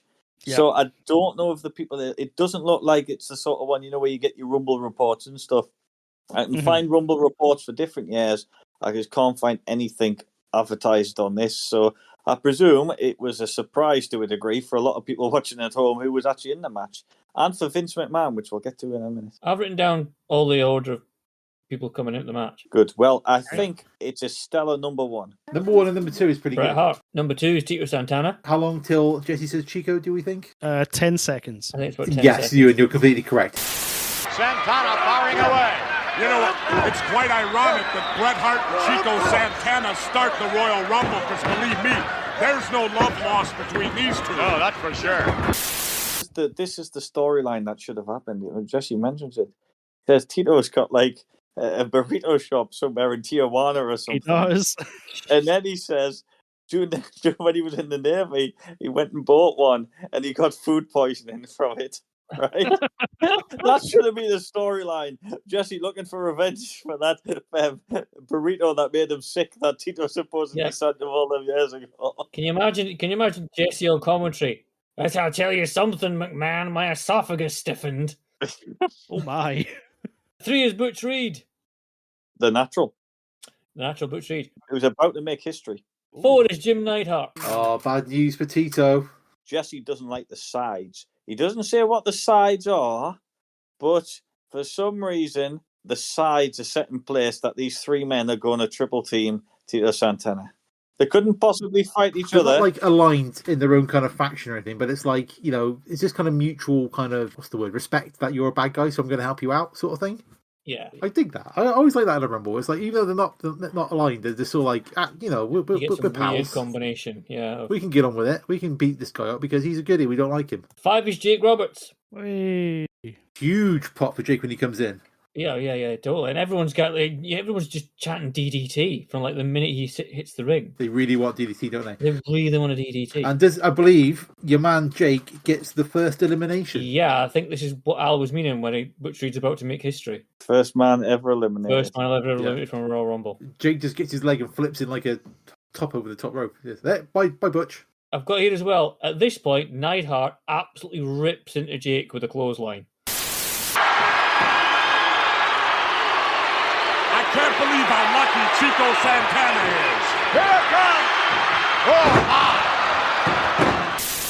my. Have we got to the bit where Anvil gets a severe beard rake that really puts him out of action? No. Not seen that yet. No, can't remember. I think it's Jake. Somebody pulls his beard and he sells it like death. Is that later on? Or might be later on. I think it's later. We get a good bit now because Harley Race comes in and then Anvil's got Jake's leg, so Jake can't move. And Race is just dropping elbows on Jake, and Anvil's just laughing like he's having a great time, like belly laughing as Race is just dropping all these elbows on him. It's brilliant. 7 is, I'm going to try and get this right, Jim Brunzell. Jumping Jim Brunzell, thank you very much. Jumping Jim. He gets a big pop. Number 8, I've got down here, no idea. Sam Houston. Number 8 is Sam Houston, yes. It was just the absence of on-screen graphics kind of sometimes made this a bit difficult. Well, there's no graphics and there's no music. No. Well, they don't have half of them don't even have any music at this moment. Yeah, so it's just dudes coming out, isn't it? Just before you go past it, Sam Houston is Jake the Snake's half brother. Correct. Oh, right. Okay. Oh, yeah, he was in the. I've heard the name. I knew I'd heard the Dark Side of the Ring episode, wasn't he? Yeah. Yep. Also, his younger sister is the Rockin' Robin. He's Rockin' Robin. Yeah, they're all related, aren't they? Yeah, they're all in that. Yeah. Because his dad was a naughty man. Yeah. 9 is Dangerous Danny Davis. Former disgraced referee, yes. Get our next elimination. Tito gets eliminated by the Hart Foundation. He does. 10, halfway through, is it Nick Sukov? Boris Sukov. Boris Sukov. I just feel I need to rewind slightly on a bit that I missed out. I was going to think, but there's a bit earlier on where Tito is getting triple teamed or double teamed or whatever. And Vince McMahon suggests it'll be great if the next man in was Rick Martel, his partner. It was originally going to be? Well, I'll get to that at the end. But, of course, Rick Martel isn't even in the match. No. So that's what makes me think, is Vince got a rundown of who's in it? I mean, why would he suggest Rick Martel's going to come down when he's not even there? Nobody knows who's next to the Rumble, Alan. That's the point. Nobody knows. That's the point. Oh, of course, sorry. 11 is Ewan's favourite in this match, Don Morocco.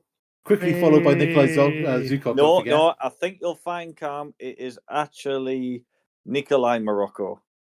Yes, it's the two that Miguel. You know what? You two can fuck off. Nikolai Morocco comes down in a spot I quite liked, actually. They've never done this before, or since, I should say, obviously not before, where Nikolai Volkov gets his number wrong and comes out. And the referees have to say, no, Nikolai, you're next. This guy's first. You have to stand there for 2 minutes and watch your jobber tag team partner get eliminated before you're allowed in the ring. If you're a heel and the referees were telling you to stay in the aisle because you got your number wrong, you just sort of spend the time stretching. And then when they let you go, you just carry on stretching. Just he had a big smile on his face. He was looking forward to this match. He was. Yeah. Because it's a bit like when he gets in the ring, it's a bit anticlimactic. He just kind of just gets in the ring. You want it to be like a bit more of a kind of a. But then he goes in. Morocco eliminates Harley Race, who's not too happy about that.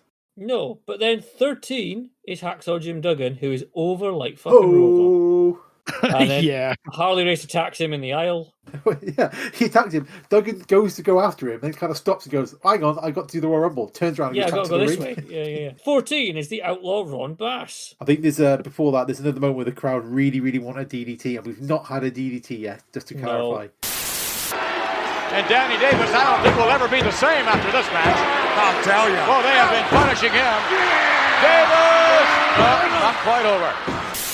He's a fact for you. Ooh. Jake Roberts is in 7 Royal Rumbles, right? He gets 1 DDT in 7 Royal Rumbles. Oh, bless him. He gets the DDT Savio Vega in the 96 Rumble, finally. Nice. And the camera cuts away the second he executes the move. Oh, of course they do. We've not done 96, have we? I don't think we've done 96. No, we're not done 96. No. So if we do that in the future, yep, that's your bit. It's a DDT, and then the camera turns to something else. Away. It's like 15 is the other Killer B. Can't remember his name. B. Brian Blair. Come on, Iron Sheik's favourite wrestler. Just before he comes in, his partner is dumped out by Nikolai Zolkov. So Zolkov? Zukov, isn't it? Volkov. Nikolai Volkov. Yeah, there you go. Yeah, so just as it before he can come out and help his partner's dumped out of the ring. Yep. 16 is Hillbilly Jim, and he dumps Neidhart out straight off. Yeah. 17. Welcome back, Dino Bravo. He's knackered. He's knackered after all that bench. Yeah. But then part of me's thinking, in a kayfabe sense, why would you bother spending all that time lifting weight records when you know you've got a match later on? Because he's the world's strongest man. He can do everything, and he's in Canada. He gets such an 18 is where it gets interesting, because I was like, oh great, it's Ultimate Warrior. He's going to come down, shake the ropes, generally go mental, eliminate 5 people, and then eliminate himself and fuck off through the crowd or something like that. Yeah, and I was like, nah, none of that. He's only debuted like literally 3 months before this. I wanted to point out before that point that Sam Houston gets eliminated in quite spectacular fashion from the shoulders of Ron Bass to the floor. He does. It's a big bump. It looks like he's really knocked by it. Yeah. Yeah, he takes a big old thing. And yeah, Cameron's right. When Warrior comes out, I was kind of like, here we go. This is the point, remember, where it's the ceremonial clearing of the ring. Yes. You know? That point where it's like some big dude comes out and throw, like, Kane would come in and throw loads of dudes out. Big Show would throw out loads of dudes. That bit where it's like, the big four ring, someone comes in, wipes that, but no, he just kind of comes in and just kind of just walks around like a regular guy. Warrior goes without much fanfare after about 5 minutes. It's not. Yeah. He doesn't stick around for long at all. Brett goes in the meantime. I think Brett's the longest survivor in this match. Yep. 19. Oh my God! It's one man gang. One man gang. Great comment here from Vince when I think Jake's been worked over by somebody, and he says, "Oh, why is he picking on Jake?" And Jesse replies, "Because he's a snake." Yeah, he does. Yeah. And it makes complete sense. Yeah, of course, he's a snake. Of course, you want to get him out. And then last but not least, depending on your opinion, 20 is Junkyard Dog. There you go. So one-man gang eliminates Blair. Then he throws Jake out to no DDTs. And then we're essentially down to like a 10-man battle royal. So I've kind of classed it. Pretty much, yeah. So, where are we? Gang dumps out Hillbilly. Duggan throws Danny Davis over the top rope. Warrior gets eliminated by Dino Bravo and the one-man gang. I've written down like, huh? Like, he's just gone? He's not even making it to the final four? And then, also, spectacular fashion, Junkyard Dog gets dumped out by Ron Bass as like almost like an afterthought. He's only been in there a match like a minute or something. Yeah. And then Morocco dumps out Ron Bass, and then we're after the final four, which is Don Morocco, Duggan, One Man Gang, and Dino Bravo. Which, as your final four, considering you had Jake the Snake in there, you had Bret Hart in there, you had the Ultimate Warrior in there, that's a strange final four. Well, Bret Hart's not really anything at this moment in time. Oh yeah, I'll give you that. But then he gets eliminated by One Man Gang. Then it's 2-on-1 Duggan against One Man Gang and Dino Bravo. There's no way Duggan can win, is there? Not against two bad guys. Come on. Well, I like the fact a bit of continuity. They got rid of Morocco by Bravo holding them, and then Gang ran up and clotheslined them over the top. So these have made a heel team. By the way, there was only one incidence of heels fighting each other in this match where Harley Race thingy Borisukov for about 30 seconds. Harley Race, he's like above all the other heels, you know what I mean? Well, they decided it was just too predictable. So the next Rumble 89, that's why the Demolition go at it straight away. You know what I mean? It's like... Oh, yeah, it's great beginning that. Yeah. That's kind of bend the heel-face alignment a bit more for future Rumbles. One Man Gang eliminates Dino accidentally. And then in a bit of kind of stupidity, or maybe he didn't know the finish, McMahon goes, the only way Duggan's going to eliminate the gang is if he runs in some momentum at Duggan. He can. And then 2 seconds later, he runs in Duggan with momentum. What wrestling savant Vince McMahon? You would think he was booking the show. I know you think he had to own the company or something. And Hacksaw wins absolutely nothing. I wrote down some random facts from the match. So I think we all know who the longest is in the match. Yep, Brett. Thank you. Yes. Who's the second longest, though? Oh, I can probably... Well, I think I could work this out. Maybe I can't. Jake? Cameron? Second longest in this match? Oh, God. I want an answer from all of you. I'm just flicking through the combatants now. Al says Jake. It's not Neidhart, is it? That would be my second guess. What's your guess, Euan? I want to say Jake as well. I think Al's right. Al is right. Jake was the second longest. Hey. No DDTs, but second longest. Who had the shortest time in the ring? Oh... I'm having a Butch Reed. Al's going Butch. What's you saying? Oh, actually, I think I'm wrong. I think it's Zukov. Oh, wait. I think I'm wrong. Shit. The dog wasn't in there long, but I don't know. Oh, I'm going to guess at Warrior. It was Junkyard Dog. But a very, very close second was Boris Zukov. JYD was like 2 minutes 30, and Boris was like 2 minutes 30, 31, 32. So they were very close to that. Oh, I just remember it being a pathetic effort for coming in last. Yeah. And then the third shortest was the Ultimate Warrior, 3 minutes 51. I mean, that's his average length match before he blows up. So you know. Oh, yeah. Most eliminations. I know this one. This is one of the facts you know for a while. Yeah. It's not One Man Gang. What does Cameron say? Eliminations? I don't know. It's not. I'm assuming it's not Hacksaw. I've got no idea. Most eliminations. I'm going to go Brett again. I believe it is the gang. It's One Man Gang. He had 5 eliminations. So he's like the big guy coming in and clearing the ring, but he does it over a space of about 10 minutes, which, not ideal, but that's how we go. So yeah, and then like most other people, I think everybody else pretty much had like 1 or 2 eliminations. There wasn't anybody else with like a big number. Don Morocco had 3. There wasn't. Duggan had 3. Like Kane eliminating like half the roster. It feels like. Well, you got to remember this was like a prototype, like a test thing, wasn't it? Yeah, no, totally, absolutely. It is. I think like because there's only 20 men, like I think it kind of makes sense. There isn't that kind of big clearing of the ring because you kind of don't get that kind of extra 10 people coming down there. You think, oh, actually, we can't have that many in at this point. We need to kind of get rid of a few people. So, but I think if Hogan was in it, he would have done that because he's Hogan. Probably. Hogan's like, but yeah, it wasn't a bad Rumble. It's the first one. No. You can see the basics prototype. Are all there. Yeah, I was going to say as a prototype, you can see where they're heading. Yeah, it definitely works. Oh, yeah, but we've got one loose end to tie up. We need to find out what the main event of the NWA Bunkhouse Stampede show was, and I'll take it over to Al. Well, I'm glad you say it because this. You know what? I think what we're going to do first, we'll tie up the Royal Rumble first because I've got a big piece on the next part. So I think we'll tie up the Royal Rumble first, and then we'll get to it. Yeah, let's tie it. This is the bit where we get like the Hogan promo. Yep. When Vince McMahon describes the most despicable act he's ever seen, which is flipping the table over a little bit. He also, have you noticed how Hogan seems absolutely fine physically in this bit? Yeah, totally. Wearing a different shirt though. I wonder why he's wearing that yellow shirt for. He spends a lot of the contract signing genuinely looking terrified and selling that really, really well, and then does this whole thing about half an hour later and just like screams a bit. He's even just a bloody plaster on top of his head or something like that. You know what I mean? I think Colour really would have saved it if he that would have it's not despicable like what's happened to him. No one's jumped him. He's just been kind of bounced a little bit off the table. Like it needed, I think, a little bit of colour in there or something just to kind of sell it a bit more. Yeah, pretty much. But there you go. And also, he says he's talking about WrestleMania 3 when he lifted up Andre over his head. No, he didn't, Hogan. No, he didn't. Wow. It was hip toss. Hip toss. That's what it was. Am I right in thinking Mean Gene's not on the rest of the show now? No, it's not random. No, it is some fella whose teeth seem too big for his mouth when he's talking. Is it Greg DeGeorge? No, it's Greg DeGeorge. Yeah, I assume Mean Gene was in the bar by this point. Well, Mean Gene never left the bar.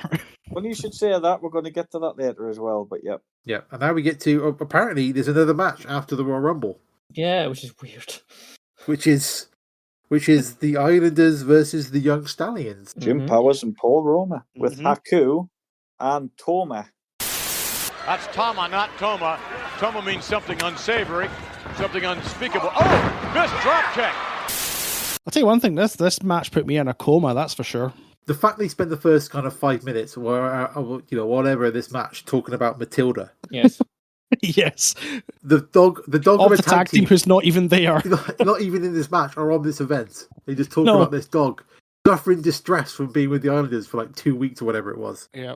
They keep talking, and this is the point where they go. Obviously, the match is so boring they can't talk about it. Rich has to start talking about the bench press, and he straight up says it was boring. The only thing tonight, I think thus far, that's been absolutely dull, and I almost went to sleep during the attempted bench press record of Dino Bravo. I thought you guys were boring. Talking about Vince dropping in like low key barbs at the match he doesn't like. He just straight up goes, "That was boring, Jesse. The whole thing was terrible." And it's like, oh my god. I've written down another question for you guys. Okay. So this is in 1988, yeah? Mm-hmm. Yeah. What year did Jim Powers leave the WWF? I think I know, so I'll wait till last. 91. 97. I'll go 94. Alan gets it in 1994. Wow. He was actually in WCW in 97. Oh, Jesus. Yeah. 2 years. This is the high point, but I think this is like the kind of the final act of the Young Stallions. After they just turned into kind of outright jobbers, and then they kind of split up at some point over the next kind of year or so. They made this year, it was the start of 89 is when they split, yeah. Yeah. But somehow he gets even less relevance, but stays in the company until 1994. It just blows my mind that he's still knocking about the company at that point. I don't understand how he's still there in 1994, but there you go. But like JTG, they didn't actually realise he was still employed till they found him in a cupboard. Open up a cupboard. Possibly. So we'll just explain this match. It is a little long, but I'll get to it. So it's really just a bit of a tag team match, and then the Destiny Islanders pull the rope down, and Roma falls through to the floor and twists his knee, and he's in agony, and he's rolling round. And I didn't think this was a thing, but we need a medical timeout. So he gets counted out for the first fall, and then he's allowed to go to the back. Of course, the skeptic in me would say this is surely so they could just get some interview time, but I don't think that's right. And then, wait a second, who's that stood over there by the commentary table? What's going on over there? It's a bit disrespectful when you're, you're having an interview in the middle of somebody's match, isn't it? It's so rude. It's the way the Islanders have to kind of like awkwardly just sort of like pace around the ring whilst Andre's shouting the bit. He's having a chat. So yeah, Andre gets something in to try and Shirley's big thing on the network he can't mention. Now, this is Giantomania, I think you'll find he's talking about. Giantomania. This is the real reason why this is a little bit of a mess, and it's quite common practice for this moment in time. What they would do is they would always put the main event like in the middle of the show, and two reasons. One, I think some of it thought that like the best viewers was that sort of thing. You know, you get the best viewers in the center of your show. Middle, yeah. But the main reason is because they couldn't control time. So what they didn't want is to put that Rumble match on last. And then to say, right, kids, we're out of time. Nobody knows who's won it. That would be an embarrassment for them. Yeah. So they put this match on last. So if they went, we're out of time, people would go, who gives a fuck? But, you know, it's what I said before about that show when they did the Hogan-Andre match and then Savage Honky first. The last match was the Strike Force against the Hart Foundation. Yeah. And that was shown for about 2 minutes and went off air without a finish. Oh.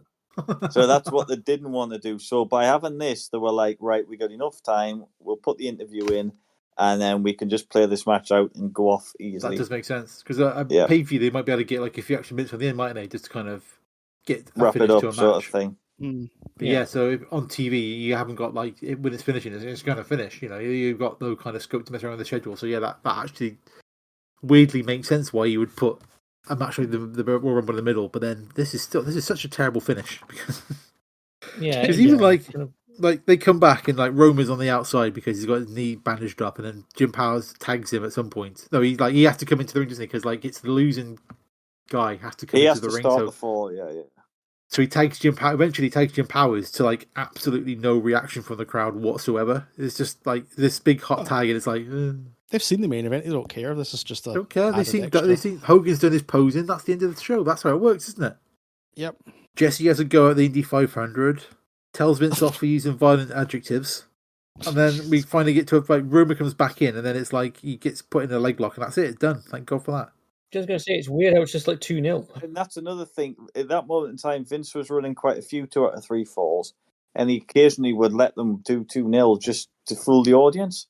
Because you're all like, oh, the Islanders have won the first fall. He's the young Stallions coming back 2 falls. And you're like, oh, no, they're just... So yes, in that sort of years, he would have quite a few 2-0s just to throw the audience off a little bit. That just kind of weirdly makes sense. In modern wrestling, it happens 2 out of 3 falls. You're like, well, you go and like the famous ones was Austin against Triple H and then Michaels against Jericho, and it's like they're going all the way on there. You're going to 3 falls with their matches, aren't you? Yeah, it's a terrible finish to the pay-per-view, and then you get Jesse and Vince talking. Again, stealing WCW's great finish of having like the final shot being an empty arena as people kind of shamble out of it quietly. Got that down here is like kind of going, why are they doing the WCW thing of like showing people leave? It just seems... Yeah. You know, slowly the atmosphere just literally just disappears out the building. And we're still talking about the flipping bench press. Yeah, it's got big capital letters, as I put on the Discord, still talking about the most boring bit of the fucking show. Yeah.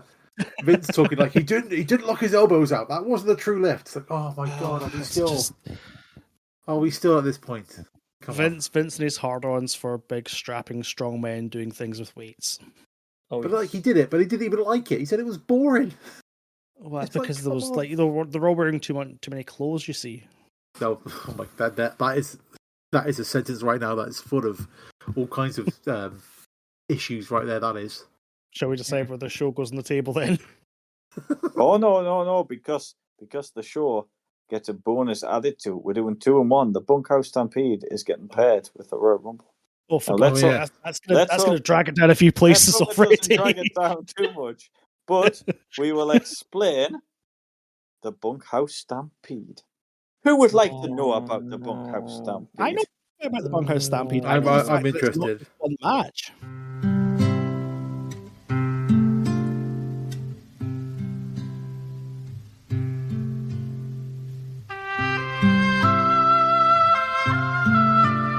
It was originated in 1985 by Dusty Rhodes, seems to be the creator of it. Now, I'm trying to find some research on this because for some reason they bring this old wrestler. In fact, Cameron's listened to this promo at work, but he wasn't. I have. Just listen to his voice. Called Nelson Royal, and he's got this old cowboy gimmick, and I love the promo. He's got this cowboy gimmick, and he's sitting by the fire, and he's like, "Howdy, partners. Join me for a cup of coffee, and I'll explain to you what a bunkhouse stampede is."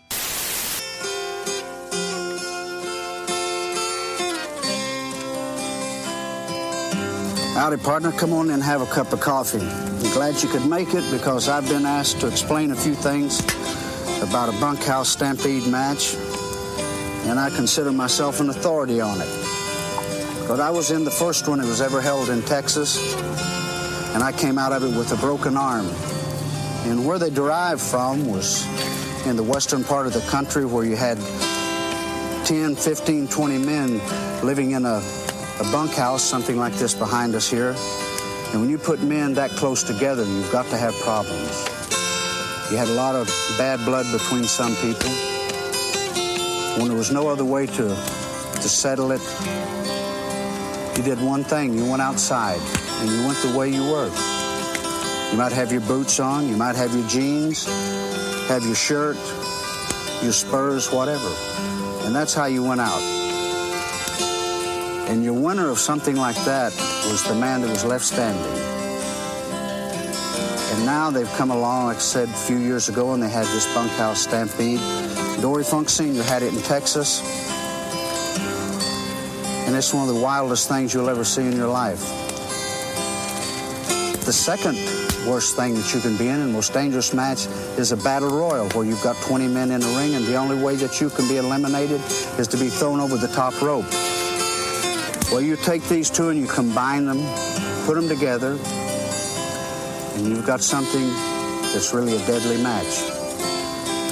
Because money, greed, and bad blood make things a lot tougher than what they really are.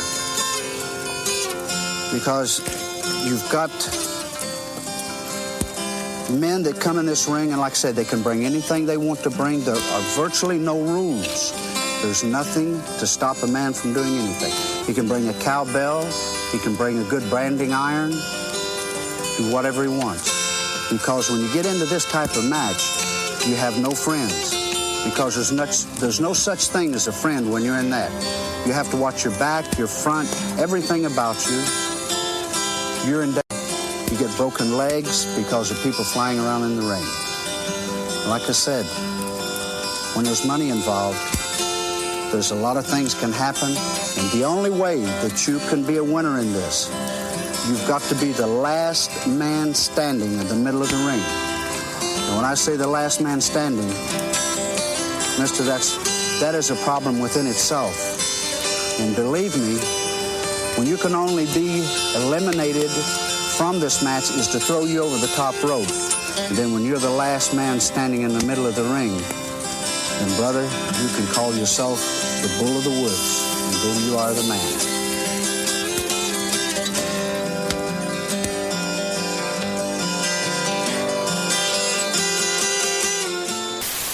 Now, he explains, he said he's a good authority of it because he's been in the first one, who was apparently originated by the Funks in Amarillo, Texas. Now, I've struggled. I can't find it. I don't know if he means it's a battle royal or if he means it's just a bunkhouse match. That's a Funkhouse Stampede, surely. Well, yes. Hey, everyone's a winner. Come on, let's go. Let's go. But the best I got was a battle royal from 1964. It doesn't state it's a bunkhouse battle royal, but possibly it is. Possibly it is, yeah. But apparently he broke his arm in the first one, so he knows what a dangerous... That's what they try and sell, is a dangerous match, a career-ending match, these brawls. And he tells you why it's called a bunkhouse match. Would you like to know that? I'm going to tell you. I already know. But... It goes back to when the cowboys would live in these big barn things called bunkhouses, and they would have a lot of arguments, and they would just decide to step outside and have a fight. And you would go how you were dressed. So no matter what you were wearing, that's what you went out and had a fight with. At this point, little Timmy, who's at home watching this show, is going, "What the fuck is this? I just want to watch wrestling." He wants to know about cowboys all sleeping together in a barn. But yeah. Broke Funk Mountain. So what happens is he explains the rules that you can bring weapons and anything goes. Like guns and things like that. I suppose they were cowboys, they would have guns, wouldn't they? So, Cameron thinks the first bunkhouse match might have took place in Rio de Janeiro, but we can't confirm that. I think it's one of those mythical wrestling things that just didn't exist, and they can say anything. These fictional tournaments and title matches in Egypt. Who's ever going to know it? Who's ever going to know? It brings me to 1985, where the Bunkhouse Stampede first happened, and it is just a battle royal where you can wear what you want and bring weapons, basically. And it seems to be a concept to sell house shows. The Bunkhouse Stampede, come to your house show to watch the Bunkhouse Stampede. That seems to be the gist of it. Now, there's one in 1985 that was shown on telly. However, it was only the first 2 minutes shown, and then cut away, and the rest of the match is never mentioned again. This one I'm describing seems to be the one match that was the main Stampede that got you the gold, the bronze boot, which is the prize that everyone's coveting. What we do is we skip forward the following year, 1986, to Starrcade, where Nelson Royal is in front of a fire, right? Explain to us what a Bunkhouse Stampede is, right? Well, what they do this year is they put clips of the bunkhouse in, and it was indeed the one of Dusty Rhodes winning. So it shows you him eliminating a barbarian, and it shows you him holding the boot up at the end. So I presume that's how he won the first Bunkhouse Stampede, was winning that one match. And then this is the bit that really sort of broke me when you find out Santa's not real. I love that Nelson Royal promo. And then I discovered it's the same fucking one from the previous year. They didn't even bother recording it. They just put the same video back on. Oh, man. They literally played the same thing from the previous year. Yeah, NWA. Wikipedia lists Dusty Rhodes as winning the 86 Bunkhouse Stampede, but through my research, there wasn't even an 86 Bunkhouse Stampede. It's like the Premier League season, you know, that runs like 2 years. The Bunkhouse Stampede started in December 86, but finished in January 87. Does that make sense? Not really, but it's WCW. I mean, not really. Well, it's only like it lasted 2 months. You know what I mean? Okay. We'll trust you, Alan. You're a broadcast journalist. We have to trust you. Now, this year they decided to do things differently for this one. It was who won the most bunkhouse. Well, no, that didn't happen. But who won the most stampedes won the trophy this year. That's fucking stupid. So you had epic matches. You'll like this.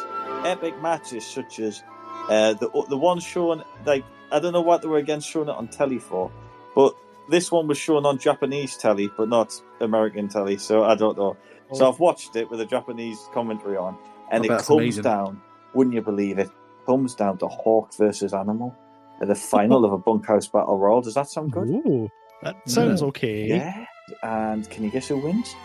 No one. Dusty Rhodes. No, Hawk wins. Ooh. You know how? DQ. These big hard men just toss a coin and Hawk wins, so Animal jumps over the top rope. That's television. That's television money can't buy. It seems like Hawk wins some, Animal wins some, but Big Bubba Rogers, the future big boss man, he's winning them. He's winning lots of them, he is. But this may also surprise you, Dusty Rhodes is winning a lot of them. So by the time the Stampede series is finished, it's a tie. Oh. Of course it is. But Jim Cornette cuts a beautiful promo saying, well, Big Bubba won the ones with the most money. He's got the biggest prize funds. He's the winner. But nope, WCW don't accept that. We need a match. We need a match between these two people to decide the Bunkhouse Stampede. So naturally they have it in a steel cage, because that's Battle Royals and steel cages go together so well, which we'll get to in a minute. And they have the rule seems to be you've got to throw your opponent out of the cage rather than escape the cage yourself. Over the top of the cage. Yeah. Not even over the top, you can throw them at the door. That's I true. think you can go over the top. Over the top or out the door. Big, massive, back body drop is right over the top of the cage. This sold out for some reason, even though to me the ending of this match is so obvious. But whatever state it was, it sold out massively, and it could even still be a record this day, this venue. Big Bubba versus Dusty Rhodes in the Stampede final, and hilariously, it wasn't even shown on telly. It was massive in the thing, and you got like a clip of like the opening minute of the match on TV, and that was it. And again, it doesn't look like it's been recorded for video or anything like that. But who can guess who won? Dusty Rhodes. He did indeed. He beat Bubba Rogers. He's the 1987 Bunkhouse Stampede winner as well. I can go one better, Al. Yeah? Would I be correct in saying that Dusty Rhodes won every single Bunkhouse Stampede? Well, we're now with Bunkhouse Stampede 1988. And this one, they had qualifying matches for. They did. So I'm not really sure how it worked, if you had to win more than one, or they're very vague with the rules. I think it was if you won a sort of regional bunkhouse, you then qualified for the pay-per-view one, I think. Well, Sting won one and Michael Hayes won one, and neither of them are qualified. But we're going and Hawk as well won one, but of course he's in the title match. He gets a title match, doesn't he? So there you go. Right, this is where it gets exciting. You had 10 men qualified for this match, right? They've won their own regional things. Dusty Rhodes, despite the fact he's won once, seems to have not qualified. So what do we need? We need a special wildcard steel cage qualifying match on the 1st of January or something. Yeah. Literally is an excuse for Dusty Rhodes to win. So this push himself in the main event, yeah. This, as Dusty does. So this is a steel cage battle royal, and Dusty wins that. I think there's Bobby Eaton and Dick Murdoch and a few other people in it, and he wins it, and he gets to go to the Bunkhouse Stampede. 11 men at the Bunkhouse Stampede.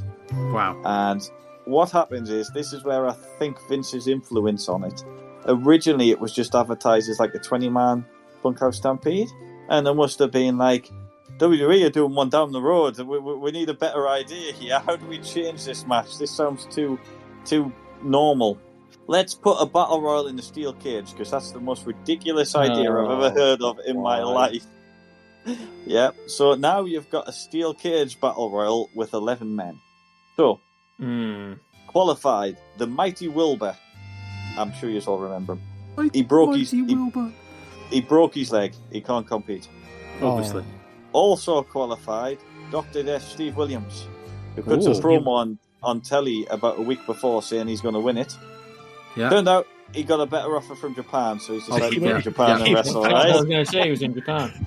Yeah, that makes sense, yeah. And Big Bubba Rogers is also not getting enough money, so he's managed to cut a deal with WWE to become the big boss man. So he's decided he doesn't want to have anything to do with WCW either, so he's left. Other ones, I've mentioned Michael Hayes and the Rock and Roll Express, and Terry Taylor also went, so I have no idea what they're doing with money at this moment in time. So they're obviously low on talent, so rather than replace anybody, they're just going to have an 8-man Bunkhouse Stampede event. So here's your main event. 8 people. You've got Dusty Rhodes, Arn Anderson, Tully Blanchard, Barbarian, Warlord, Animal, is it Nikki? Which call-off is it? It's Ivan Koloff. And I need one more person, I'm sure. Lex Luger. Lex Luger qualifies, and he actually showed you the finish of him qualifying. The finish of the match sees Luger eliminating somebody called Ricky Santana for the Horsemen. It's Luger, JJ Dillon, Arn Anderson, and Tully Blanchard are left in the ring, right? They want to split it. They want to split it. They don't want to win. They want to split it. But what happens is the referee says, nope, you can't. You've got to fight to a winner. So JJ Dillon gets the idea that he wants to be in the record books as a bunkhouse winner, right? Mm-hmm. So Arn Anderson and Tully Blanchard jump over the top rope so he can win. Lex Luger decides he's having none of this. So he just throws JJ Dillon over the top rope to win the match, and he's then an instant babyface turned against the Horsemen and gets beat up at the end. But Luger coming into this Bunkhouse Stampede final is a big face, so you might think he might win. He's Scotland's favourite son. Yes. The match sees the first elimination after about 15 minutes. Ivan Koloff going over the top of the cage and then getting pushed out from the top, which looks a big bump. But you've then got, I think it's Animal and the Warlord trying to get each other out the door, and then they both just fall out the door together. That's another 2 gone. Then, in an almost identical spot, you've got Anderson and Tully Blanchard trying to pull Luger out the door. and then all three of them just fall out the door, right? So that's 5 men fell out the door and one over the top, and you're left with Dusty Rhodes and the Barbarian. Right, I mean, nobody can surely guess where this is going. Does one of them go out pushed out the door? Barbarian literally just climbs over the cage for no other reason other than some Dusty Rhodes getting elbowed in the head a couple of times, so he drops down. And of course, you're as shocked as me. Dusty Rhodes is the 3-time Bunkhouse Stampede winner. I'm not shocked. I mean, this man is so gracious. He's so giving. The fact that he booked himself to win 3 times in a row. To quote Jim Ross on commentary, Dusty has pulled through for the people of the country. Which country? Well, I think Jim Ross is a bit deaf because the people in the crowd are shouting refund. Yes, they are not happy about this at all. Right. Yeah, there's an old thing where he also says, this crowd is enthralled. Well, enthralled, thirsting for blood. You know, enthralled with the idea of getting their money back. So, if anyone thought the Royal Rumble might have stopped this doing good buy rates or whatever, nope, they had a complete dead card, a steel cage battle royal where half the guys left before it even started. They had 3 20-minute matches, well, 4 including the battle royal, 4 matches within that, and apparently they reckon 3 of them were booked with really poor finishes, so it made Dusty's finish look better when he actually won clean, the only clean finish of the night. Dusty Rhodes, man. And of course, again, himself winning, rather than like Luger would have been perfect to win. He's just turned babyface. Nope. Dusty Rhodes is winning. He's again the bull of the woods is the term he likes to use. He's the bull of the woods again, and the fans were not happy. And not only that, they fucking told the fans to turn up at the wrong time. So it's been a really successful night for the NWA. Sounds great. So successful. That's one way of putting it. The match itself would actually get released on VHS. They would bung it on the Crockett Cup. Just the one match, yeah. Right. There's actually a whole.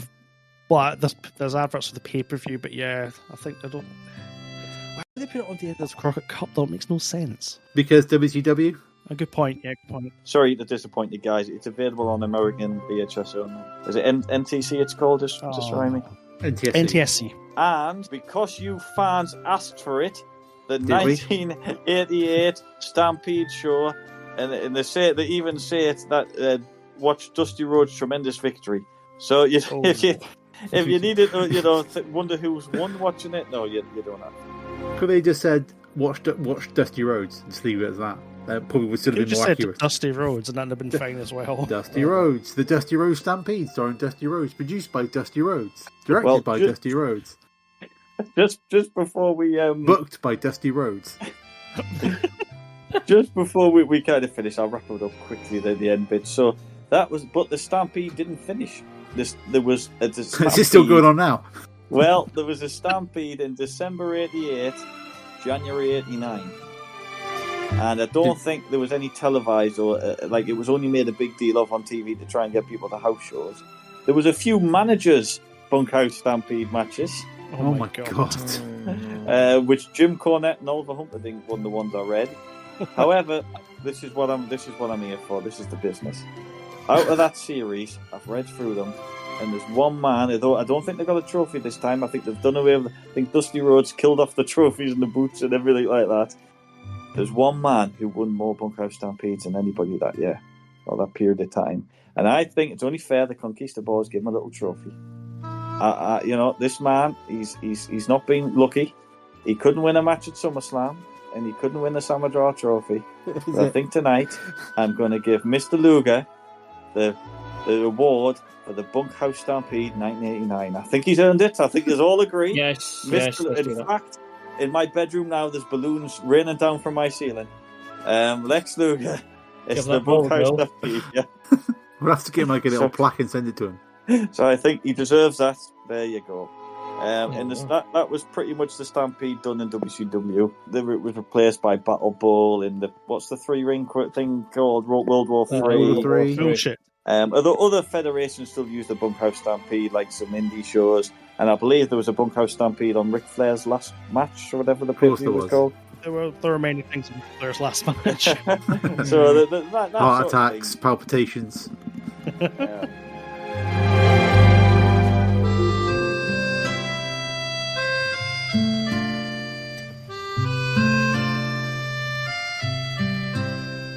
I must admit, I've enjoyed fact checking all this over the last few you're weeks. a broadcast journalist, Alan, of high regard. I'm going to leave you with one little story, which Euan brought up very briefly before, where Mean Gene was after the show. Was he in jail? No, I've even looked this up because I'm that dedicated. He was obviously in Hamilton, Ontario for the show, and it looks like he possibly left early. Hookers. Because according to the story, he was in New York that night. Mm-hmm. Wow. Mm-hmm. York last night, and I've googled it. It's only about an hour and a half flight from Toronto. You can't get a direct flight from Hamilton, but in 1988, you possibly could have got a direct flight from Hamilton Airport to New York. Who knows? Well, Vince probably could have paid for him. Well, he went to somewhere apparently famous in New York called Harry's Bar. Mm-hmm. Well, from Harry's Bar, he walked in, and all the guys from the WCW show, or the Stampede, were there drinking after their show. Now, nothing happened, but everyone, because all these guys were leaving because of dispute, everyone thought he was coming in there to get Lex Luger. Everyone thought he was coming in there to give Lex Luger some contract or a deal and just walk out with Lex Luger. But that's not what happened in the end. But that was the big rumor that's what they thought he was doing as soon as they saw him come in. Shenanigans. But there was also an argument that night. Tully Blanchard wasn't happy, and he went up to Jimmy Crockett and said, this thing's a joke. And he went, do you know what main event you should book for the next pay-per-view?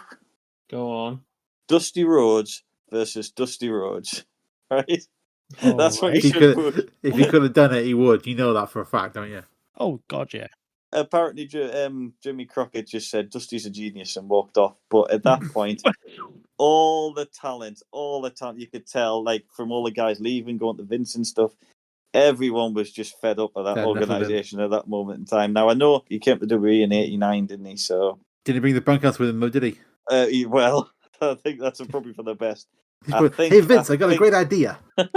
Let me tell you about the Bunkhouse Stampede, baby. It's a good job Hell in a Cell wasn't around. He's like, we're going to have a Hell in a Cell Battle Royal, yeah? It's going to go on for 8 hours because nobody can be eliminated. There's going to be 3 cells, baby, across 4 rings. Yeah, don't have an audience. We just need rings. There's no floors. There's just rings there. There's rings everywhere. And then at the end of it, we'll put Abdul the Butcher in an electric chair. It'll be brilliant. It'll be brilliant. I think Dusty was a short distance away from having like a steel cage match, but having just little tiny cages with one wrestler in each and being wheeled around the place. Swinging their fist out from between the bars. Yeah, exactly. Just like you're kind of going, it's a prison mess, baby. like shark cages everywhere. Just getting wheeled by referees to like make contact with each other. So yeah, that's pretty much the Bunkhouse Stampede of what I've found of it. I've never seen a concept with so little video footage to it. Like the only match I could find in full was from Japan. There was little starts and endings of matches, and obviously the one on the pay-per-view. But other than that, there's not a lot for this big concept. I think it was surely created to sell house shows. But there you go. There you go. So we have to place the Royal Rumble. We'll not let the Bunkhouse Stampede bring it down too much. Well, we will, because you're insisting on them being both put together. Well, okay, Cameron. Do you want to know my reasoning for that? It's outright lunacy. Yes. My reasoning for that is because if we cover it in a 2-in-1, then we don't have to do the Bunkhouse Stampede again on this show. Yeah, well, I got to admit, I only watched the ending of the main event of the Bunkhouse. That's all I asked you for. Oh, okay, then, Cam. So do you want to watch the full show? When's my next pick? No. You hush your mouth. We'll put it together, and then we never have to talk about the Bunkhouse Stampede again. Okay. So I haven't got access to the league table. I've got the table in front of me just now. So going into the WCW Reverse Battle Royal listing system, we will start at the basement. We will start with WCW Battle Bowl Lethal Lottery at number 47. It's got to be better than that. I'm sorry. It's the first Rumble. It's got to be better than that. Okay. All right. Yeah, it's better than that. Next one is WCW Greed. Yep. Yeah, it's probably better than that. World War 395. Yep. Super Brawl 1. I don't even remember much about Super Brawl 1, so yeah, it's better than that. Okay. Halloween Havoc 94. Got to be better than that. Do you want to know where the first Royal Rumble sits? Yeah. Go on. Royal Rumble 1989 is at number 27. It's never going to reach that. What's 28? WrestleMania 5.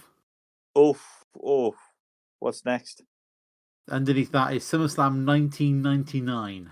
Oh, well, actually, what's after that? We're heading close. I'm going to jump down a little bit. Number 31 is Survivor Series 1991 brackets, and this Thursday in Texas. This Thursday. You must have watched a different pay-per-view. Maybe it was better than the one I watched. That's what that is. So that's the kind of like our other kind of combo show episode is there. So I don't know. I think. I mean, I'm looking at Great American Bash '89. Where's that? That's number 33. And what's 32? 32 is Vengeance 2002.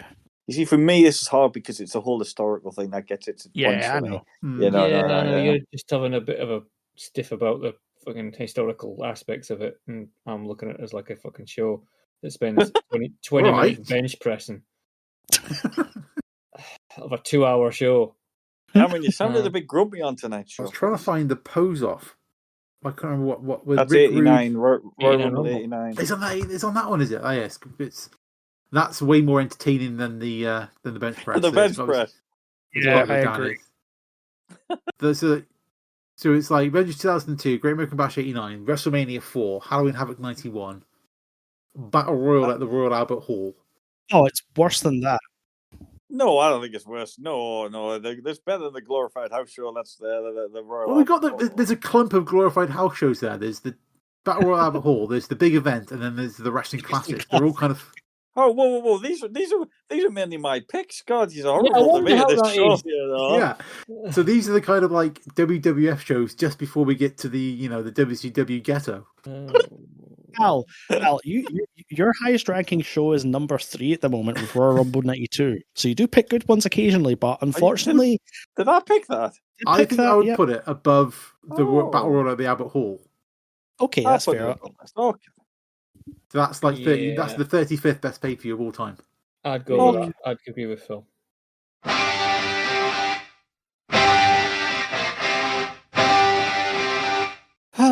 So, according to the grand list, the next selection falls on Mr. Phillips. Does it? Yes. Please pay Bunkhouse Stampede. Yeah. Oh, fuck. I genuinely haven't thought of anything. I didn't even think it was my turn. Well, it's all a bit messed up because we had the we skipped pick. Yeah. For the, oh shit. Okay. What is it? February? Do we go for the same pay-per-view in the month again, or do you want to kind of not be bound by Cameron? That? It's your pick. Or something different. Oh wow. Okay, let's go for something different. We mentioned not long ago. We touched on 1996 being a year. We did. It definitely was a year. You're right. It definitely was a year in wrestling, wasn't it? For reasons apropos, I'm not sure why. SummerSlam 96. Oh wow. Okay, what the hell was on that? For one off the top of my head and just picking one at random. SummerSlam 96. Right, let's see what Cameron you is. You had the Boiler Room Brawl. The Boiler Room Brawl. You got Shawn Michaels losing his rag against Vader. Bulldog Sid, Savio Owen, Mark Mero, Goldust, a fatal 4-way for the tag team titles, an interview with Farouk Assad. Okay, maybe not that good. I think, is that the card? I don't know if I've missed one. That's what I remember from it anyway. We've done the entire card there. We've done the entire show. This doesn't look too bad. And don't forget Austin versus Yokozuna in the dark match, which we should try and find. It's fairly famous, so I'm sure it'll be somewhere. I'm going to see if I can find it. Yeah, because the rope break. Yeah, it does. It does. We all know how much Vince loves the rope break. Like, Sure, I asked. There was on his podcast about questions. I was sure I asked Stone Cold about that match, and he replied, and he was like, "The rope broke. It was fine." Oh, cheers, Steve. Nice. I presume that was a planned finish. I presume they gimmicked the rope to, right? Probably. Austin versus Yokozuna is coming up with nothing on the network. So, I went on the YouTube to do, but all I've got is a Nelson Royal promo. I'm sure we can dig it from somewhere. I'm definitely seeing footage of it. So there you go. So the next show is going to be get us ready for the summer. 96. Fully hit the summer in February. There's also a fantastic Olympics advert if you can find it. There's an Olympics parody advertising SummerSlam. Yeah. How would you find that now? This Yokozuna match might be harder to they're fine, and I thought it's literally like 3 minutes or something like that. But yeah, and it's like a month after he gives, or a couple of months after he gives his King of the Ring Austin 316. Alan, you're a broadcast journalist, surely. I mean, you're right. I'll get it from somewhere, but it's just so you guys have got it. I haven't got the technological know-how to get you. Now, there's a bit here. Hang on. Get on the 7 Seas, yeah. Right, the finish is on YouTube. About 3 seconds of the finish is on you. There we go. That makes sense. I found the match. It's on the network. It was on WWE.com, but I found it. It's on the network. What did you type in to get it? Well, it's not on the network. It's on the WWE website, but there's the link. Yeah.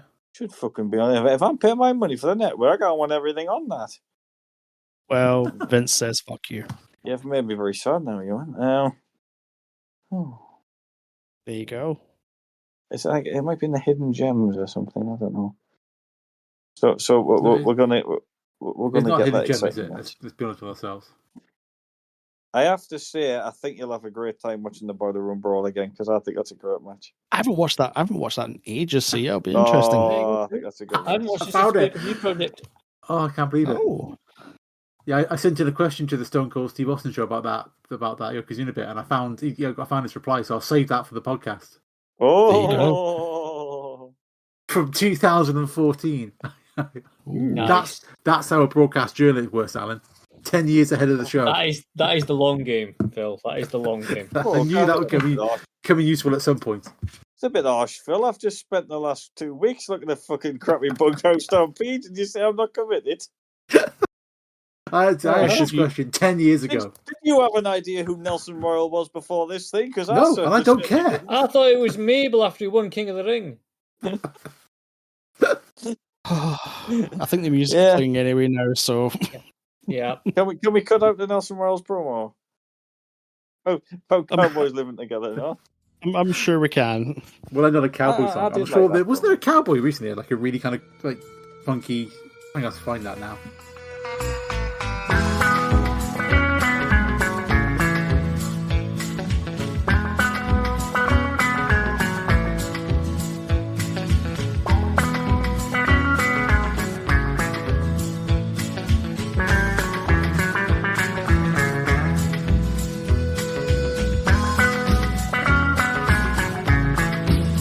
So I'll wait leave my vomit story till post credits because it is quite gross. No, come on, that needs to be on the show. All right, I'll start it now as like fill in before you and Alan gets here. I'm here. So you are here. So all right, we go back to. Oh, is that Alan turned up? Hello, Al. That is Alan there. How's everyone? Good. All right.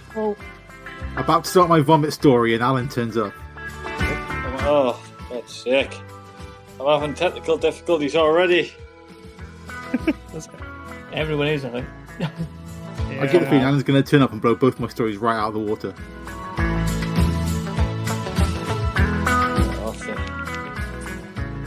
Can people hear me? Are you inside a microwave, Al? Yes, but I can barely hear a microwave kebab. Microwave kebab. Right.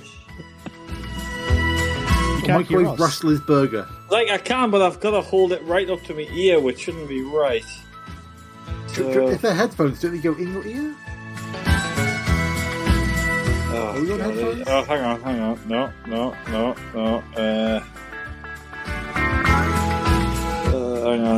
Where am I? Where's my dog? The dog. No. I'm concerned. Yeah. What's going on? Oh my god. You're right now, you. I was okay. There you go. Merry Christmas and Happy New Year. Back with the bloody. Indeed.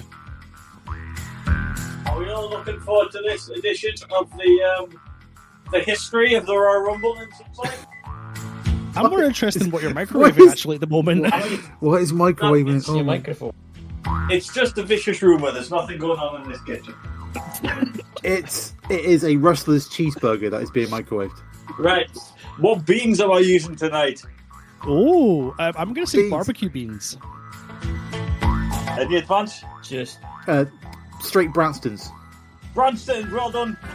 Wow. Oh my The best beans. Straight the on best in. beans. Straight on in. Shall I tell you why they're the best beans? Sure. Because they can stack. Oh, okay. Heinz beans, they don't stack. Put them in the cupboard on top of each other. They don't. Not here. They don't. They have special Scottish cans. Stupid English cans. That's why. Maybe, but they just don't stack. They just kind of wobble on top of each other. Soup cans don't stack either. Guarantee Heinz beans cans do not stack on top of each other. They're like outside of the wrapper. All right. So Phil, vomit story. Let's go. Okay, vomit story. So we go back to the year November 2023. It's a Thursday. Okay. Me and my wife go to bed. It's about 11:30. Just sit, lying in bed reading books. Don't get saucy. It's fine. And we hear like a noise from outside the room, and we're like, "Do you hear anything?" And we're like, "No." And then we hear the youngest bedroom door opens. He comes out. He goes into the bathroom, and I'm like, "That's weird. He doesn't get up. He's normally like got to the toilet." I'll go see if he's all right. I go out, put my head out the bedroom door. Are you all right? He pokes his head out. He's like, "No, I've just been really, really sick." Like, So I go in his bedroom, and him and his brother used to share a bedroom, and they had bunk beds. And Wyatt, the youngest, was in the top bunk bed, which is where he still slept at the time. He leant over the side of the bunk bed and was just horrendously sick, biblically sick, everywhere, like all over the floor of his bedroom. Missed his bed entirely. The bed was pristine. The whole floor, books on the floor, shelves. The rug was killed. Just vomit everywhere. And so it's like ends up being about midnight, and there's me and my wife scrubbing this carpet clean. That's just like to get all this vomit out. Books. I'm trying to clean like the spines of books because there's just pieces with vomit. It's disgusting. He goes back to bed. He's kind of sick during the night, but he's all right. Like he's just kind of like a little bit sick into a bowl. Next day he's off school. That's the Friday.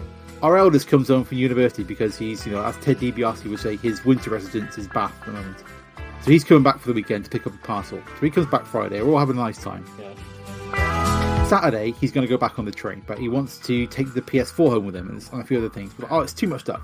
We'll drive you back. It'll be fine. So me and my wife go in the car to drive him back to Bath. We drop our youngest coming. Yeah, we drop our youngest off at the mother-in-law's. He's there playing with his cousins. He's all fine. So we're going off to Bath, and we go there. Everything's fine. Get down there. About halfway there, I'm just kind of like, oh, you know what? I don't feel right. I just feel a little bit. I don't know. Oh, it's a bit weird. And we get there, and it's probably like where we parked up. Maybe like a 2-3 minute walk to his house, to like his little dorm. And I'm like carrying some of his bags, and I'm like, I'm going to be sick outside somebody's window. Because obviously we're passing through other people's dorm rooms and stuff. I'm literally going to be sick in a bin. I feel like it's there. I'm going to be sick. We get to his dorm room, and I'm like, just for Christ's sake, let me in. I get in there, go to the bathroom. Not to be too rude, things go down rather than up. If that makes sense. Oh. Quite explosively. But I feel alright afterwards. I'm like, okay, that's cool. Whatever needed to happen, happened. We're fine. Say goodbye to him. He's kind of like, just get out of here. You just ruined my bathroom. I'm like, okay, fine. So we go back. So then we're back in the car, back to Gloucester. So we get, I think we're maybe 20 minutes away from home. Middle of the motorway, overtaking a lorry. Thank you, Alan. And do you know when you feel your esophagus straighten just before you're going to be sick? Yeah, it's that sort of like 30, like that moment of like, uh-oh. Oh, yeah, so that's how I'm sat there. That happens to me. My body just straightens, and I'm like, I'm going to be sick. I'm going to be sick in the car. I'm always like, you're not going to be sick in the car. She's driving. I'm in the passenger seat. She's like, you're not. You can't be sick in the car. Have you got a bag? I'm like, no, we have no bags. You asked me sick in your coat. My coat's in the boot. I can't. I don't know.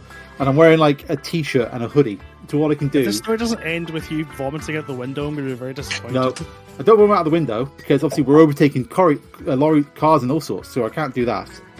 So what I have to do, I have to pull my t-shirt up. So if you take your kind of neck of your t-shirt and put it up over your nose, like you're kind of covering your face, and then I proceed to be sick inside my t-shirt.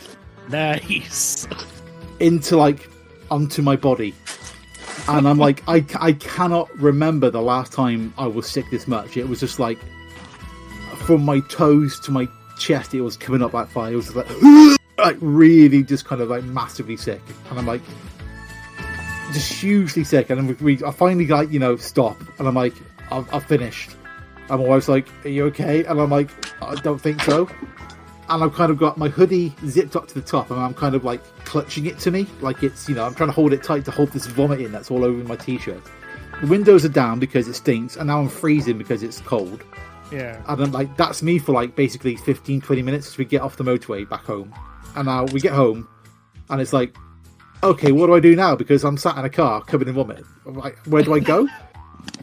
How do I? What mechanical process is this? So I have to basically just hold my clothes tight to me as possible. Run inside. She goes out, opens the door. I just run through the house, kick my shoes off, go straight upstairs, straight into the shower, fully clothed, and just basically commence a cleaning process that I won't describe any more than that. Because what else can I do? There's nothing else I can do. I can't just get it all off in the shower. So that's eventually, a tremendous visual. Thank you. So eventually, there's a pile of sodden clothes in the sink. I'm wearing some clean clothes. I'm freezing, but I'm like, okay, right. And I message my wife and go, right, I think I'm okay now. I've got all clean. I've got clothes on. What's the car like? I can come downstairs and clean the car. She's like, car's fine. I'm like, what? She's like, the seat's completely fine. You didn't get no vomit came out of you at all. I basically absorbed it into my t-shirt and hoodie and kept it inside me the whole journey back. She just gave a cursory wipe over it to on the safe side. Car was completely clean. So I'm like, oh, that's good. She goes to get our youngest. I then try to be sick again, but there's nothing in me. It's like trying to wring out a dry sponge. Yeah. I then go to bed, and then I have insane fever dreams for 12 hours, basically. I'm just like a wreck. She comes home. She has some tea. She kind of gets settled down. She's then sick overnight herself, because she's on the sofa downstairs being sick in the downstairs toilet. I'm upstairs being sick. At the same time, my eldest back in Bath, he's being sick in his dorm room now because he's got whatever we had as well. Wake up the next day, we do nothing basically for 24 hours, which our youngest is fine with because he can play Fortnite, no trouble at all. The only kind of media I can kind of even think about watching, I watched 2 Basil Rathbone's Sherlock Holmes films. Jesus. Because that's all my brain could manage.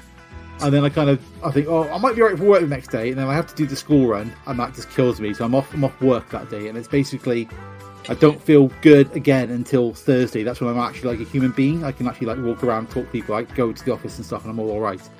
And then we get a message from our school saying, oh, by the way, keep an eye out. There's some coronaviruses going around, sickness bugs. Keep an eye out for them. I'm like, no fucking shit, Sherlock. You're a week late. Yeah. And that was it. We were all just horrendously sick. So I managed to be sick massively, all inside myself, and not get it on our car. So that was how I spent 4 days over the course of November last year. So I'm assuming that T-shirt was retired to the bin after it was No. It had a good bit of cleaning. It got it went through the wash 3 times with the what's it called, the Dettol biological thing. What's that kind of what's it called? That one. I'm sorry, but if that was me, that T-shirt would have been retired to the bin. Same here. That T-shirt's gone. It hasn't got any funk around it at all. It's a survivor. What a lovely story to have me tea to. You're welcome. That's the cold open of the podcast. Yep. Here we go. It's a new year. Feliz Navidad. Indeed, and all that jazz. Yeah.